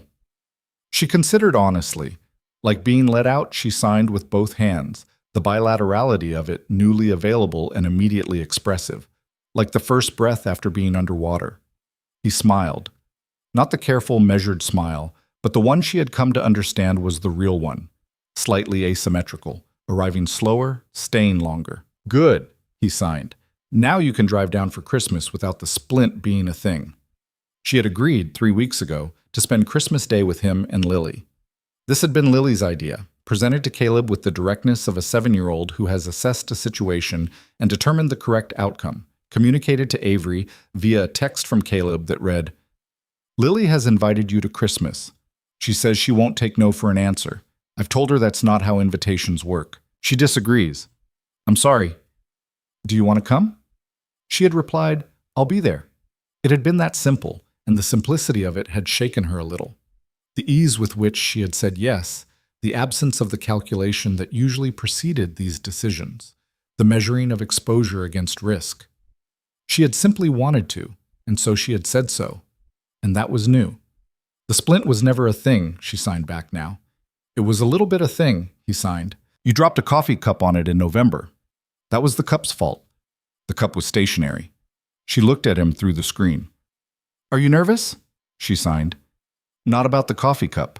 About Christmas. About whatever Christmas meant. The accumulation of weight that the holiday carried.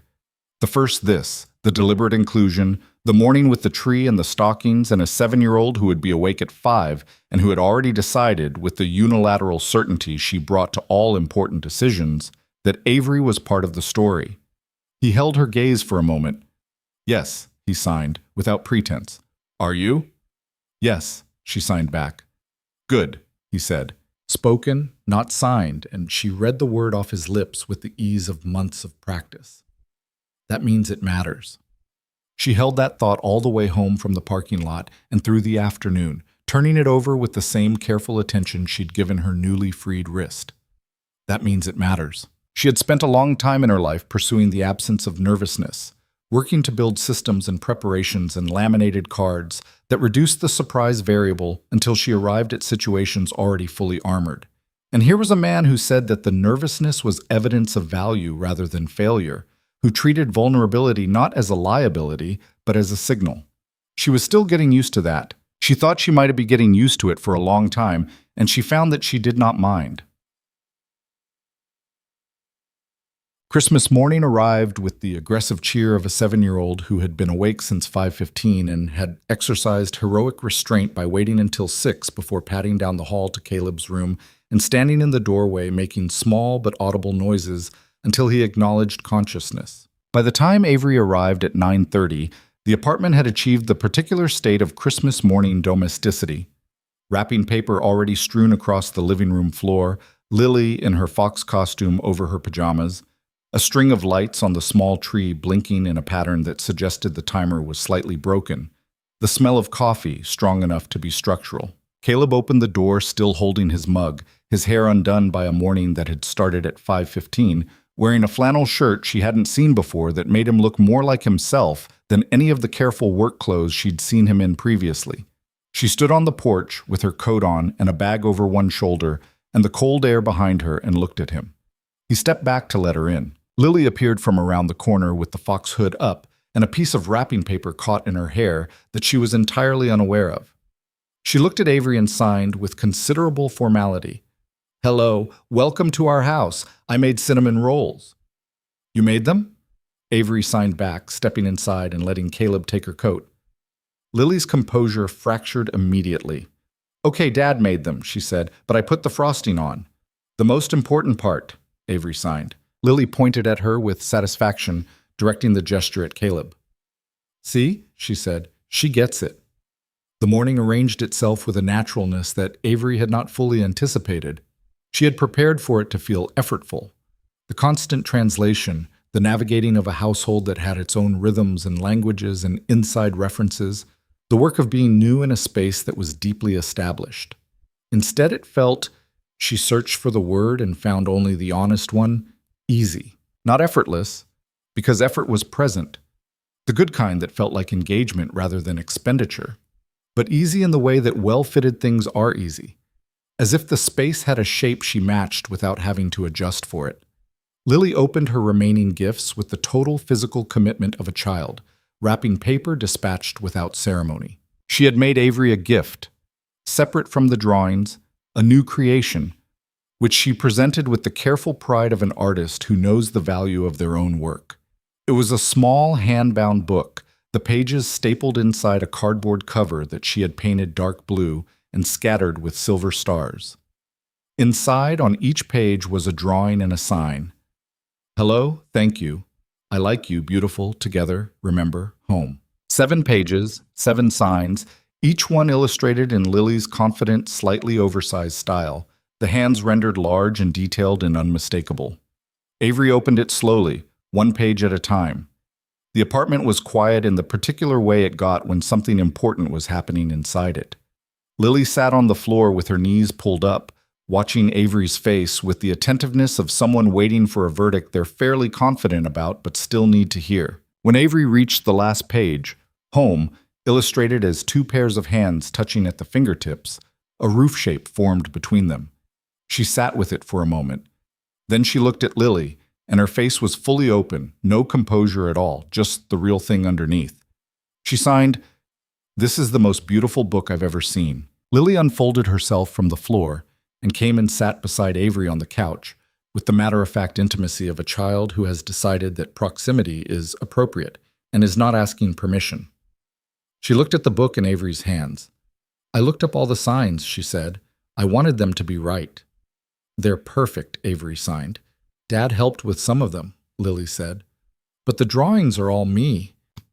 "All you," Caleb confirmed from across the room, where he had been watching this exchange with the expression of a man who has been ambushed by something he should have seen coming and is finding that he doesn't mind at all. Avery looked at him over Lily's head, and he looked back at her, and the thing that passed between them across the living room, across the strewn wrapping paper and the blinking tree, and the small, serious girl with the fox hood and the piece of wrapping paper still caught in her hair. That thing had no sign for it in any language, which did not make it less precisely understood. They ate the cinnamon rolls and then eggs that Caleb scrambled while Lily provided running commentary on the correct technique, and Avery sat at the kitchen table contributing opinions on seasoning that Lily solicited, and Caleb accepted with the patience of a man who has learned that being outvoted in his own kitchen is sometimes the right outcome. After breakfast, Lily disappeared into her room to conduct what she described as important business with her new drawing supplies, and the kitchen became the 2 of them. And the particular quality of the apartment's silence was different from other silences, full rather than empty, weighted with presence rather than the absence of it. Avery was washing the skillet. Caleb leaned against the counter beside her with his second cup of coffee. "She's been planning this for weeks," he said. "The book. She told me about it in November, but wouldn't let me see it until this morning." "She has absolute confidence in her own vision," Avery signed, her hands quick and fluent now that the cast was gone, both of them back in full service. "Terrifying quality in a 7-year-old," he said. "Wonderful quality in a person." She set the skillet in the drying rack and turned to face him, leaning back against the sink. The morning light came through the kitchen window and fell across the counter between them, that particular winter light, pale and exact, that made everything it touched look considered. "She did the sign for home last," she said. She was speaking, not signing, and looking at his face so he would know to watch her. Two pairs of hands making a roof. Do you know that sign? He looked at her. Yes, he said. He did know it. Emma had taught him that one when he was 12 and she was 8, because she had been learning about architecture that week from a book she'd found at the library and wanted to sign about houses. And they had sat on the floor of her room with the dictionary and worked out the movement together, and the sign had always, ever since, carried the double meaning of structure and belonging. He signed it now, slowly, the fingertips of both hands touching above his head in the shape of shelter. Avery watched his hands. She was quiet for a moment. Then she signed the same shape back at him. Not mirroring, but responding, the way you respond to someone saying a word by saying it back in your own voice. He lowered his hands. Can I ask you something? He said. Yes, she said. When you designed that book, he stopped. When you looked up the 7 signs. Hello, thank you. I like you, beautiful. Together, remember, home. Did you choose them or did she? Avery was still watching his face. She chose the first 3, she said. I helped with the last 4. He stood with that for a moment. Together, remember, home, he said. Yes, she said. He set his coffee down on the counter. He reached up and removed the piece of wrapping paper from her hair. Not Avery's hair, he realized suddenly. Lily had passed through the kitchen since breakfast. He held the small torn piece of red paper and then set it beside his mug, and then he looked at Avery, who was watching him with the open, underneath face, the one without armor. I haven't felt like I was building toward anything, he said, carefully, deliberately, making sure she could see every word. Since Diane, I've just been maintaining, keeping things going, which is not the same thing. He paused. I want you to know that this feels different, that you feel different, that Lily and you in the same room on the same morning feels like something I didn't know I was allowed to want. She was quiet for a moment. The refrigerator hummed. Somewhere in the back of the apartment, Lily was narrating something to herself in the low, continuous voice she used when drawing. I need you to know something too, Avery said. She was still speaking rather than signing, watching him closely. I have been alone by choice for a long time, not from lack of options, from lack of ease. Most of my relationships, romantic or otherwise, have cost me more than they gave back. Because communication, for me, always requires more. More patience from the other person, more explaining, more grace in the face of awkwardness. Most people don't have enough of those things. They run out. A pause. You haven't run out. I'm not going to run out, he said. You don't know that yet, she said, and it was not a challenge but an honesty. But the thing is, and here she shifted to signing, because some things were better said with hands, I believe you. That's what's different. I actually believe you. He held her gaze. Good, he said. I need you to. She looked at him for another moment. Then she turned back to the sink and picked up the next thing to wash, which was Lily's frosting-covered bowl, and he picked up his coffee and stood beside her, close enough that their arms were nearly touching, and they stood in the kitchen light of Christmas morning and said nothing further because nothing further needed to be said. January arrived the way January always does, brisk and unsentimental, clearing the warmth of December off the calendar like a table being reset. The holidays folded away into the shoebox of memory, which was not, Caleb noticed, the same shoebox he kept behind the winter sweaters. That one was Diane's. This one was newer, without a place yet, not behind anything. He had been thinking about Portland, not obsessively, not with the feverish urgency of a decision that hasn't been made yet, but with the quiet, persistent presence of something that has already been made at a level below language, waiting for the conscious mind to catch up. He thought about the Craftsman duplex with the rosemary porch. He thought about the school where Avery volunteered on Saturdays, and the children in Mateo's class, and the small blue handprints on white paper. He thought about a city he had left on a night of grief 7 years ago and had not returned to except in the dark of a hospital curtain and the harder dark of his own mind. He had not told Avery he was thinking about Portland. Not yet. The thought was still forming itself into something he could carry without spilling, and he had learned in the year of this relationship's quiet unfolding to wait until he understood what he was carrying before handing it to someone else. He told Lily first, because Lily was his person and had been since she was 2 years old, and held the distinction of being the one individual on earth with whom he was consistently, unhesitatingly honest. He told her on a Saturday morning in late January, at the kitchen table with their respective breakfasts, his eggs, her cereal, while the window showed a gray sky that couldn't decide between rain and resignation.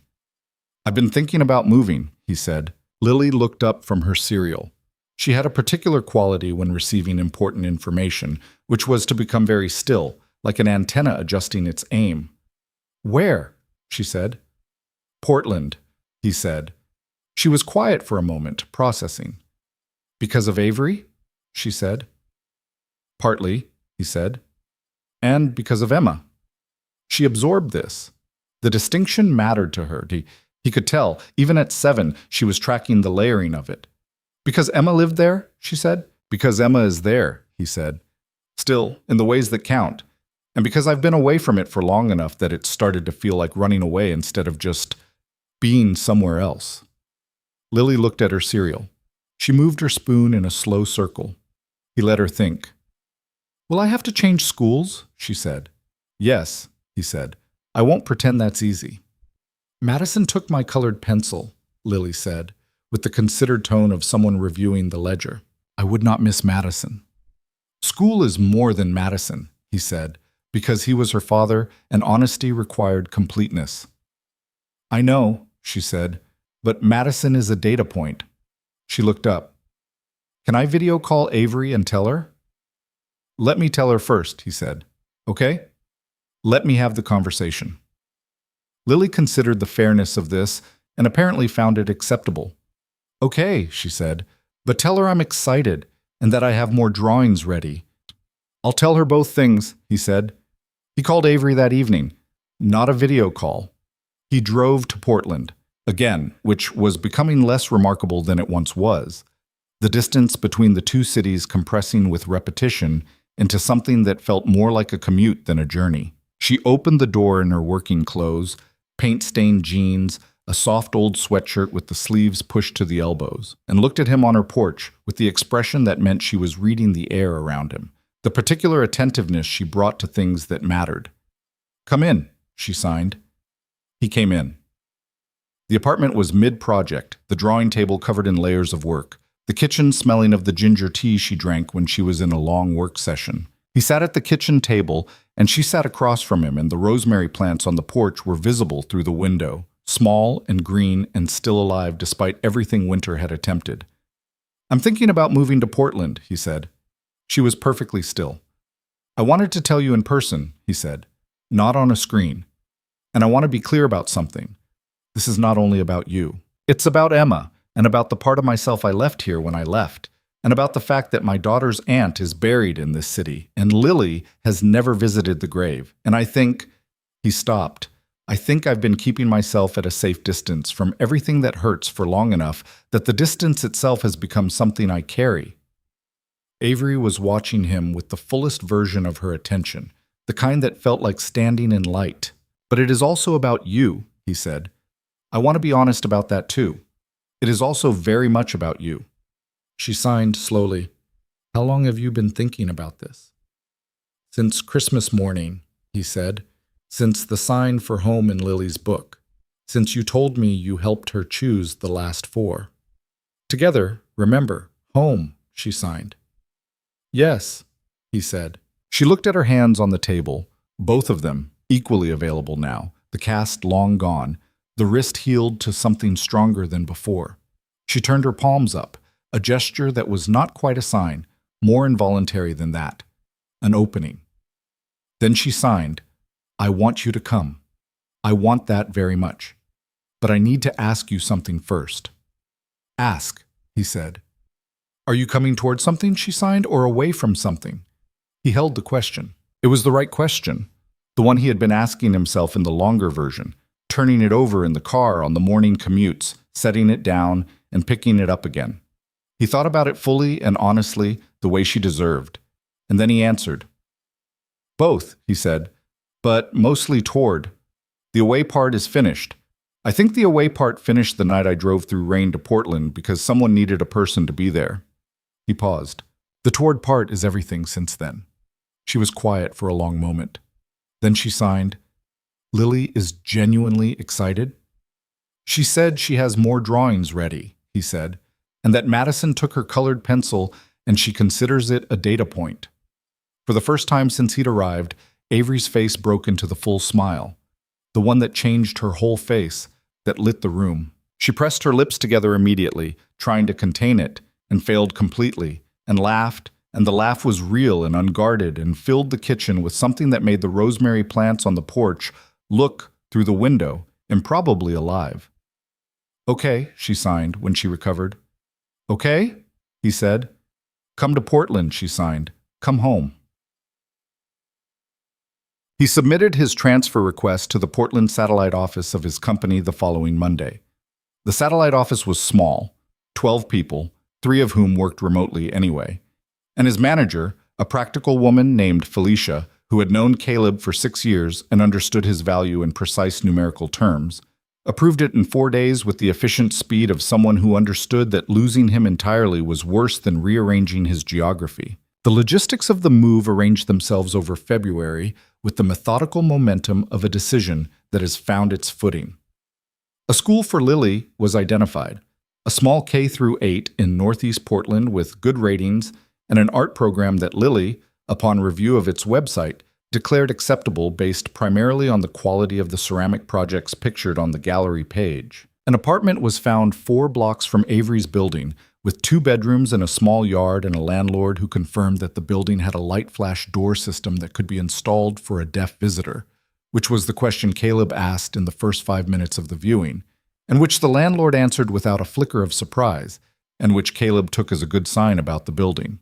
He did not, for the record, mention to Avery that he had asked about the door system. But she noticed when she first visited the apartment while he was measuring for furniture that the front door had one. She stood at the entrance and looked at the small device on the wall for a moment without comment. Then she turned and looked at him across the empty apartment with the open, underneath face. She didn't sign anything, neither did he. But he held her gaze and she held his, and in the empty space between them the question and the answer were both present, fully understood, requiring no translation. Moving day was the first Saturday in March, the kind of early spring day that arrives before anyone has given it permission. Warm and apologetic and brief, the air carrying the smell of wet earth and the particular quality of light that belongs only to the season's first genuine day. Lily wore her purple coat to the moving truck and took it off by noon, which she announced as a meteorological victory. Avery was there. She had arrived at 7 in the morning with coffee and a box of pastries from the bakery near her apartment, which she distributed with the matter-of-fact efficiency of someone who has decided to be useful and is acting on that decision without making a production of it. She carried boxes. She wrapped fragile things in newspaper with the precision of someone who thinks in terms of structure. At one point, she and Lily engaged in a sustained and earnest conversation in mixed sign and speech about the optimal arrangement of Lily's bookshelves, a conversation from which Caleb was entirely excluded by the consensus of both parties, and which resulted in a bookshelf arrangement he had no objection to. In the early afternoon, while Lily was directing the placement of furniture with the focused authority of a small general, Caleb found himself standing in the empty second bedroom, which would be Lily's room, with the window facing the yard where the first tentative signs of spring were arriving in the form of small determined crocuses pushing through the last of the cold. And he stood there for a moment in the quiet, breathing in the smell of new paint and possibility. He heard footsteps in the hall and turned, expecting Lily. It was Avery. She came and stood beside him and looked at the empty room with the same consideration he'd been giving it. "What are you thinking?" she signed. "I'm thinking about Diane," he said, honestly, because she had always given him room to be honest. "I'm thinking that she would have liked this. The yard. The crocuses." A pause. "I'm thinking that loving someone new doesn't mean the old love gets smaller. I used to be afraid it did." Avery was quiet for a moment. Then she signed, "It doesn't. It just means your capacity was bigger than you knew." He looked at her. The afternoon light came through the window and fell across the empty room, pale and warm, and outside a crow called once from the yard and was silent. "Emma would have liked you," he said. She looked at him. Something moved through her face, not the composure, not the openness, but something deeper than both. the recognition of being given something irreplaceable. "Tell me about her," she signed. "Tell me something she said." He thought for a moment. Then he signed, not spoke, signed fully, with both hands, a memory he hadn't touched in years. Emma at 14, sitting on the porch of their parents' house in the summer, signing to him about a book she'd read, signing with the extravagant enthusiasm she brought to things she loved, and at one point she had stopped and looked at the sky, which was doing something extraordinary with clouds that day, and she had signed, "Some things are just exactly what they are. They don't need to be more than that. A good sky is just a good sky." He finished signing. The empty room was quiet. Avery's hands moved. "She sounds like someone who knew exactly how to be alive." "She did," he said. She really did. They stood in the empty room together for another moment, and then from down the hall Lily's voice arrived.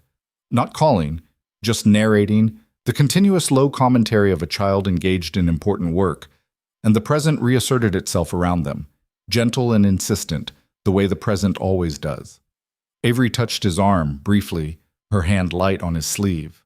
A contact that lasted only a second and said everything the second could hold. Then she turned and went back toward the voice, toward the work, toward the afternoon that still had hours in it and boxes yet to carry. He stood at the window for a moment longer, looking at the yard, at the small crocuses pushing through the dark soil with the absolute confidence of things that know they belong where they are. Then he turned and followed her. Spring came to Portland the way it always did. Not all at once, not with announcement, but in increments so gradual that you could miss them if you weren't paying attention. One morning the cherry trees on the block were bare, and the next they were thinking about blossoming, and then without any clear transition they were fully committed, the branches heavy with pink so saturated it looked almost editorial, almost too much, and then you walked under them and looked up and understood that too much was exactly right. Caleb had been in Portland for 3 weeks when he first walked Lily to her new school. She had been characteristically stoic about the transition in the days leading up to it, absorbing the newness of the apartment, the new routes, the new quality of morning light through different windows, with the methodical acceptance of a child who has decided that adaptation is a skill worth developing. But on the first morning, standing outside the low brick building with her backpack on and her purple coat buttoned against the March chill, she had reached over and taken his hand without looking at him, which she hadn't done in over a year. She was 7, nearly 8, and had opinions about being treated like a child, and he had held it and said nothing because she wasn't asking for words. They stood outside the school for a moment, watching other children arrive, and then Lily took a breath and released his hand with the deliberateness of a person making a decision. "Okay," she said. "Okay," he agreed. She walked through the door without looking back, which was either confidence or the particular bravery of someone who knows that looking back makes the going harder. He stood on the sidewalk for a moment after the door closed, and then he turned and walked the 4 blocks back to the apartment through the cherry trees, and the petals came down around him in the small wind like something being gently let go. That afternoon she came home and reported, with the measured objectivity of a fair witness, that her new classroom had a reading corner with an actual hammock chair, that her teacher was named Ms. Okafor and was extremely organized, which I respect, and that there was a girl named Priya who had asked to see her drawings and has good taste. The verdict, delivered over the kitchen counter while Caleb made dinner, was, "It'll do." He had learned over years of translating Lily's calibrated pronouncements that "it'll do" meant she had already decided to love it.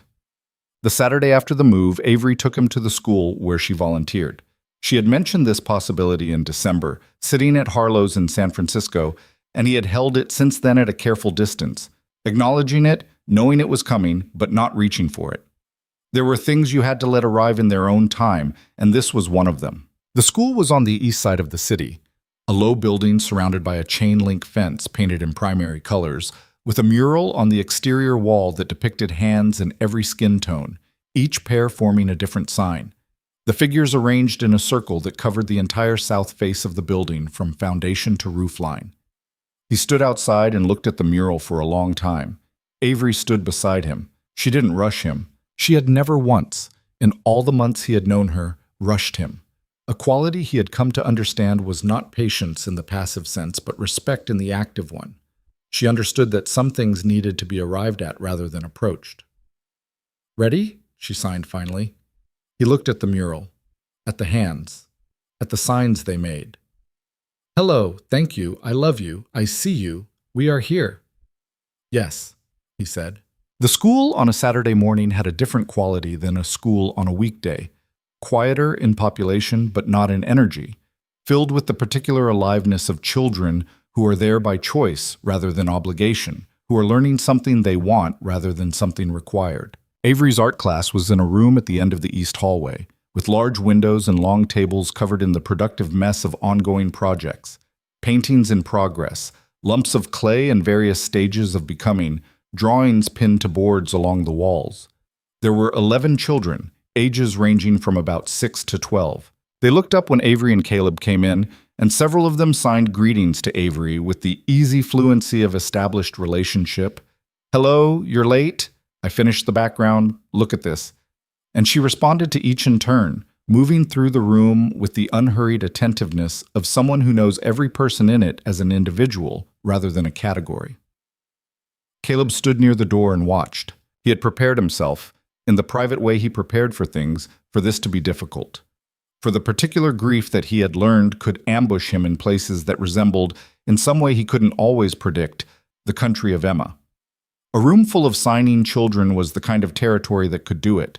The hands moving through the air, the expressions, the private completeness of communication in a language most of the world didn't share. He had prepared for the tightening in his chest, the internal flinch, the management protocol he had developed over 7 years of encountering Emma's absence in unexpected locations. What he had not prepared for was what actually happened.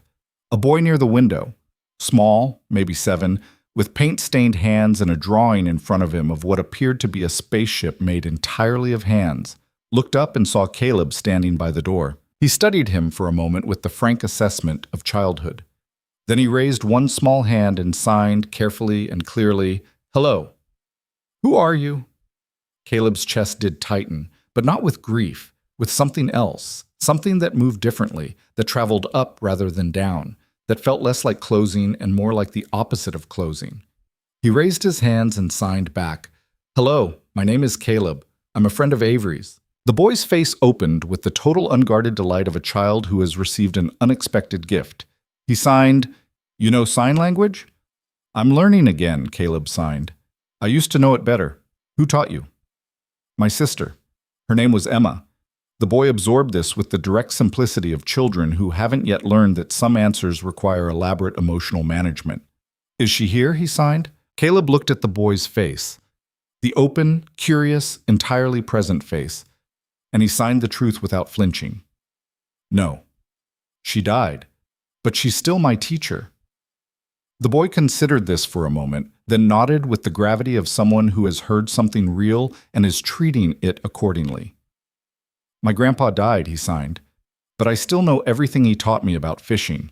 Caleb stood at the door of an art classroom on a Saturday morning in Portland, and he looked at this small boy with his paint-stained hands and his spaceship drawing and his completely unpretentious wisdom, and he felt, clearly, unmistakably, in the full physical way that emotions announce themselves when you've stopped blocking their arrival, that Emma would have loved this room, would have loved these children, would have sat at that long table and talked with her hands about everything, and laughed, and been entirely at home. He pulled a chair from the nearest table and sat down. "Tell me about the spaceship," he signed.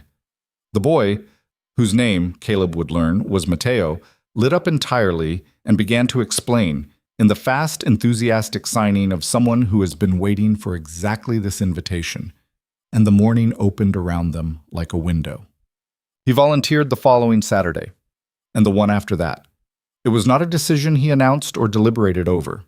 It simply happened, the way things happen when they fit. When the shape of a thing corresponds so exactly to a space that's been waiting that the placement feels less like choice than recognition. He came in on Saturday mornings and sat at the long table and worked alongside Avery and the children, and his signing improved week by week in the specific way that language improves when it's alive rather than practiced. Not drilling, not an app in a parking garage, but actual communication with actual people who needed him to be clear. The children corrected him without mercy and without cruelty, the way children do when they are sufficiently comfortable, and he accepted correction with the humility of a student who has been taught well to value it. Mateo adopted him with the proprietorial affection of a child who has decided someone belongs to them. He saved Caleb a seat each week and updated him faithfully on the ongoing spaceship drawing, which had evolved across the weeks into an elaborate multi-page narrative involving an astronaut who communicated with aliens using sign language because, Mateo explained with irrefutable logic, space is quiet, so you have to use your hands. That's actually scientifically accurate, Caleb told Avery one Saturday afternoon as they walked back to her building after class. I know, she signed. I told him that 3 weeks ago. He hasn't stopped talking about it. You told a 7-year-old that his idea was scientifically accurate and didn't expect him to run with it. I expected exactly that, she signed, and the look on her face was so thoroughly pleased with itself that he laughed out loud on the sidewalk, which was the kind of laugh he'd forgotten he had, unguarded, immediate, belonging entirely to the moment that produced it. She watched the laugh with the expression she sometimes had, quiet and intent, of someone cataloging something worth keeping. What? He said. Nothing, she signed. And then, you laughed differently than you did in October. He thought about October, the man in the charcoal jacket standing at the door of a cafe with his hand on the handle, braced for something he couldn't name. Better or worse, he said. Just real, she signed. It's real now. April brought longer evenings and Lily's 8th birthday, which she had been planning since approximately January with the thoroughness of someone organizing a small international summit. The guest list included 3 children from her new school. Priya, a boy named Oscar who shared her interest in elaborate world building, and a quiet child named Sam who communicated in a soft, economical way that Lily had recognized immediately as her kind of person. And Avery, whose invitation had been issued by Lily in the form of a handwritten letter delivered through Caleb with the gravity of a diplomatic communique. The letter read in full, Dear Avery, you are invited to my birthday party on April 14th. There will be cake with lemon frosting, which is the correct frosting. Please come. P.S. I have more drawings for you. P.P.S. I taught Oscar some signs, and he is pretty good. Avery had texted Caleb after receiving it. I'm framing this. The party was at Caleb's apartment, which had by April achieved the particular quality of a place that has been lived in rather than merely occupied. Lily's drawings on the refrigerator, a small collection of river stones on the windowsill that she'd been gathering on their Saturday walks, a second coffee mug on the drying rack that had migrated from Avery's apartment so gradually that no one had formally acknowledged its residency. The rosemary from the porch of Avery's duplex had a cutting growing now in a terracotta pot in Caleb's kitchen window, which was the kind of thing that happened between people without being decided. The party was organized chaos in the specific key of an 8-year-old's preferences, and Caleb navigated it with the practiced competence of a man who had been doing this alone for 5 years and found that having another person in the room changed the mathematics of it entirely. Not by dividing the work, though that too, but by changing the quality of attention. When Lily opened presents, Avery sat beside her on the floor and received each gift with the genuine interest of someone for whom children's enthusiasms are not performances to be indulged, but dispatches from a country worth understanding. When Oscar tried out his signs on her, she responded with serious engagement, correcting his hand shape on thank you with the patient precision she brought to teaching. And Oscar looked at his own corrected hand with the expression of someone who has just been given a tool that works better. Lily watched all of this from the center of her birthday. And in the watching, there was a quality that Caleb recognized, a satisfaction so deep it had gone quiet, past the exuberance, into something more settled. Her world had been reorganized, and she had assessed the reorganization and found it good. After cake, after the guests had gone, after Lily had been bathed and put to bed, with the new drawing notebook she'd asked for and received, Caleb found Avery in the kitchen washing the last of the cake plates. He leaned in the doorway and watched her for a moment. You don't have to do that, he said. I know, she said. She kept washing. He came and stood beside her and picked up the dish towel and dried what she washed, and neither of them said anything for a while, the kitchen quiet around them, the apartment settling into the particular silence of a space where a celebration has happened and the air still carries its residue. She told me something at dinner, Avery said. She was speaking, not signing, the way she sometimes did in quiet spaces where she could see his face clearly. When you went to get the candles, she said, she paused, deciding whether to relay it, and then decided yes. She said, Avery, You make our house louder. Not with sound, just louder. Like there's more of it. He set down the plate he'd been drying. He looked at his hands on the towel. She said that, he said. She said that. He thought about Lily, at 2 years old, who had never heard her mother's voice except in recordings he played when she was old enough to want them. About the years of just the two of them, the compressed small life, the shoebox on the shelf, about the ceiling with the crack and the water stain shaped like Tennessee, which he had not thought about in weeks, which had been replaced by a different ceiling in a different city that he was still memorizing. She's right, he said. You do. Avery handed him the last plate. Their hands touched briefly around the ceramic, the warm water, and she looked at him with the open, underneath face that he now understood was not something she showed everyone, had not always shown easily, had learned to show again over the course of these months in the way that injured things learn to bear weight again, carefully, then with increasing trust, then with something approaching joy. I have something to tell you, he said. She turned to face him fully, both hands free, giving him her complete attention. I went to Emma's grave last week, he said. He kept his face clear so she could read it. Lily came with me. We brought... He paused, and there was nothing to do with the pause but move through it. We brought her drawings. Lily made one specifically, of the hands, the same sign as in her book. Home, and we left it there. Avery was completely still. I talked to her, he said. I know that probably sounds... No, Avery signed. It doesn't. I told her about you, he said. I told her you're someone she would have liked, someone who uses her language and treats it like it belongs to her too. He looked at his hands, then back up. I told her I was okay, that I was doing the thing she always wanted me to do, which was stop holding everything so carefully that I couldn't actually hold anything. Avery's hands were at her sides, not signing, just present. Her face was the full open face, all the way down. She would have loved you, he said. I know that with... He stopped. With everything. She reached across the small space between them and took his hand. Not dramatically, not with the performance of a significant gesture, just the direct, unhurried movement of someone who knows what they mean and does it.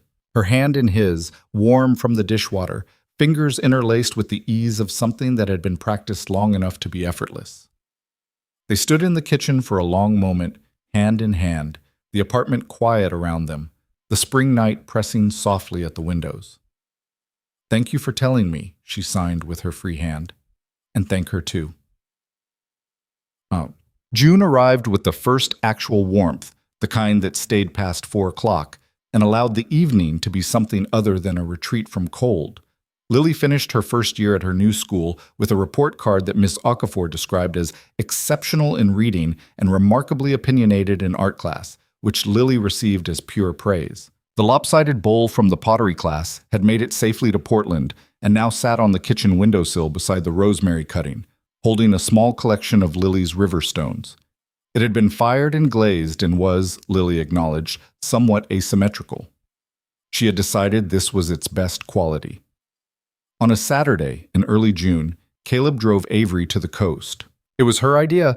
She had mentioned weeks ago that the Oregon coast in early summer had a quality she loved before the tourist season fully arrived, when the beaches were wide and cold and the light had that particular silver-gray quality that belonged only to the Pacific Northwest. He had filed the mention carefully in the way he filed things that mattered, and then one evening had texted, Saturday, coast, what time should I pick you up? She had replied, 7, bring coffee. They drove west as the morning opened around them, the city giving way to suburban sprawl, giving way to the hills of the Coast Range. The road climbing through Douglas firs so tall their tops disappeared into low cloud. Lily was in the back seat with her drawing notebook and her headphones. Music was something she moved through the world with in the specific relationship that hearing children have with sound, and she drew in the moving car with the concentration of someone for whom the external world provided inspiration rather than distraction. The coast arrived like a held breath released. The road came down through the hills, and then the Pacific was simply there. Enormous, present, extending to a horizon that looked farther away than any other horizon because it was the edge of a continent and the water beyond it held no land for thousands of miles. The beach was wide and gray-brown, the sand firm from the night's tide, the waves coming in measured and serious, the air carrying the cold salt smell that reset something inside the lungs. They parked and walked. The beach was nearly empty, a couple with a dog in the far distance, a family at the tide line, and the space felt immense and private the way coastal places do when the season hasn't fully committed.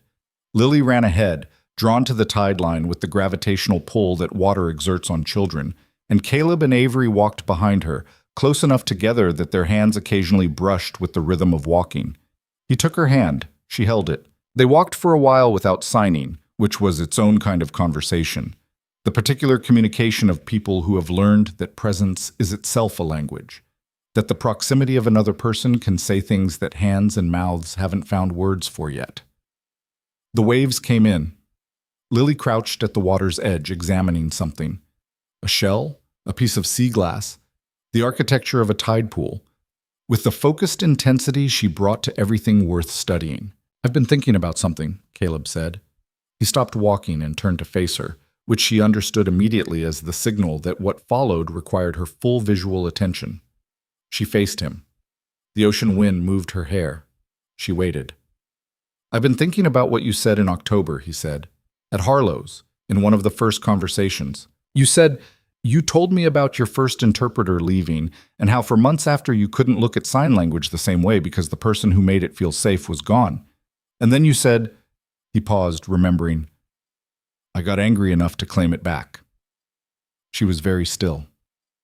"I've been thinking about that," he said, "about the difference between language that belongs to loss and language that belongs to living, about how long I let Emma's leaving take the language with her." He looked at their joined hands, then back at her face. "I don't want to do that anymore, with anything." The wind came off the water, cold and clear, and Lily's voice reached them from the tide line, not calling to them, just narrating her discoveries to herself in the continuous low commentary that meant she was deeply happy. "I want to ask you something," he said, "and I want you to know that whatever you say, it changes nothing about how I feel or where I'm standing. I'm not going anywhere. I've been here for a while, actually, longer than I said anything about, because I needed to be sure I was coming towards something and not away, and I'm sure. I'm very sure." She was watching his face with the fullest version of her attention. Her hand was steady in his. He reached into his jacket pocket with his free hand. He had been carrying the thing in his pocket for 3 weeks, waiting for the right moment, not because the moment had to be perfect, but because it had to be honest. Had to be outside, he'd thought, with air and light and space, not inside the accumulated weight of rooms and history. The coast had felt right since she'd mentioned it in passing, which was exactly the kind of thing she did, giving him the coordinates without knowing she was doing it. The ring was simple. He had chosen it with the same approach he brought to things that mattered. Not quickly, not following what was conventional, but sitting with it until he found the one that felt like her. A thin band of warm gold with a single stone, a pale blue-green the color of sea glass, the color of shallow coastal water over sand. He had looked at it in the jeweler's case and thought, yes, that one. That's the one that's hers. He held it in his palm, not down on one knee, not with theater, just standing on a beach with her, face to face, the ocean doing its patient, continuous business behind them. "Avery," he said. He spoke and signed simultaneously, both channels open, nothing withheld. "I want to keep building this. Not just together in the same city, not just Saturday mornings and dinner and the kids at the school and Lily's drawings, all of that, yes, all of that. But I want the whole thing. I want the hard parts and the ordinary parts and the parts we can't predict. I want to be your person. I want you to be mine." He looked at the ring in his hand, then at her. "Will you marry me?" The waves came in. A gull called somewhere above them. The cold salt air moved between them and through them. Avery looked at the ring. She looked at his face. She looked at their joined hands. She looked out at the ocean for a brief moment, not away from him, but into the distance, the way people look when they are feeling something large and need a moment of horizon to hold it in. Then she looked back at him, and her face was so fully open, so completely without armor, that he felt it in his chest like a physical impact, the pure, unguarded force of a person who has decided, completely and without reservation, to be seen. She raised her free hand and signed slowly, with absolute clarity, "Yes." And then she said it out loud, which she rarely did. She preferred signing, had always preferred the language that was fully hers, but she said it because some moments required every channel available, because some answers were too large for one language to hold alone. Yes, she said. He put the ring on her finger.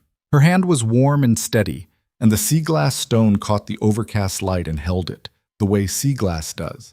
Softened by time, made beautiful by the long work of water and the patience of stones, the kind of beauty that can only be arrived at, never manufactured. From the tide line, Lily's voice, "Dad." They both looked. Lily was standing 20 feet away with a piece of sea glass in her outstretched hand, which she had apparently been trying to show them for some time. Her expression was the one she wore when adults were insufficiently attentive. "Look at this," she said. "It's the exact same color as—" She stopped. Her eyes dropped to Avery's hand, to the ring. Her expression underwent a rapid, total reorganization, moving through surprise and computation and arrival at understanding in approximately 2 seconds, which was fast even for her. She looked at Caleb. She looked at Avery. She looked at the ring again. Then she signed with the careful precision of someone using a language to say something too important for error. "Does this mean you're my family?" Avery's breath caught. She crouched down to Lily's level, the way she had at the farmer's market, and signed back with her newly ringed hand, the stone catching the light. "If you'll have me." Lily didn't hesitate. She walked forward and put her arms around Avery's neck with the complete physical confidence of a child who has decided where she belongs. And Avery closed her arms around her, and the sea glass was somewhere in there between them, pressed between their coats, its pale blue-green the color of everything the tide delivers when you've waited long enough at the shore. Caleb stood on the beach and looked at the two of them, and the ocean came in behind him, and the overcast light lay over everything with the even, unhurried quality of light that doesn't play favorites. And he felt something complete. Not the false completion of an ending, but the real kind. The kind that is also a beginning. The kind that requires everything that came before it in order to exist. He thought about October. A man in a charcoal jacket standing at the door of a cafe, one hand on the handle, braced. A woman by the window holding a cup of tea, a small laminated card in her pocket, the practiced composure of someone who has learned to prepare for disappointment. Two people who almost didn't come, who almost let the ordinary fear of ordinary vulnerability keep them from a table where the rest of their lives was waiting.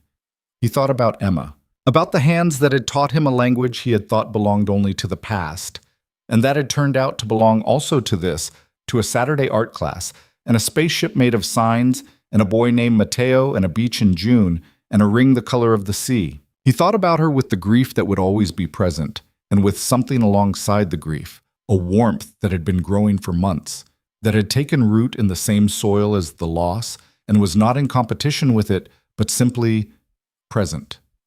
Both things true. Both things held. He thought about the ceiling of his old apartment, the crack and the water stain, the long careful nights of maintaining rather than building. He thought about the new ceiling, which he was still memorizing, and about the rosemary cutting on the windowsill, and about Lily's lopsided bowl full of river stones, and about the book with 7 pages and 7 signs. Hello, thank you, I like you, beautiful, together, remember, home. He thought about all of it, standing on the Oregon coast with the Pacific in front of him and his daughter in the arms of the woman who was going to be his wife. And he breathed in the cold, salt air, and he let all of it exist at once. The grief and the joy, the past and the present, Emma and Diane and Lily and Avery and himself, all of it held in the same hands, the hands that had always known the language even when he'd forgotten how to use it, the hands that had been waiting all along to say something true. On the drive home, Lily sat in the back seat and designed the wedding in a running commentary that required no response. She had opinions about flowers, about whether Gerald the rabbit estate attorney should be included in the drawings, about the correct flavor of wedding cake, about whether the ceremony should be held somewhere with good light because she intended to bring her sketchbook. Avery in the passenger seat watched the hills return through the window and occasionally turned to catch Caleb's eye. And in those glances passed everything that didn't need to be said because it was already known. The road climbed back into the coast range and the Douglas firs rose on either side, and the sky was doing something extraordinary with light as the afternoon opened up. The clouds parting in one place to let through a column of gold, that fell on the hills with the unearned generosity of light that doesn't wait to be deserved. Lily saw it first and announced it. Avery saw it second. Caleb saw it and thought of Emma, who had once signed on a porch in summer. Some things are just exactly what they are. They don't need to be more than that. A good sky is just a good sky. He looked at the light on the hills and then at his daughter and then at the woman beside him, and he thought, yes, exactly what it is. Nothing more than that, and nothing needed beyond it. The car moved east through the light, toward the city, toward the apartment with the rosemary on the sill, toward the Saturday mornings and the long table in Mateo's spaceship, toward the life that had been quietly, patiently, inevitably assembling itself from the pieces of everything that had been broken and everything that had been kept and everything that had, against all reasonable expectation, been found. The sky held its light as long as it could, and then the road curved and the trees closed over them, and they drove on into the evening that was waiting, ordinary and extraordinary and entirely, undeniably theirs. End.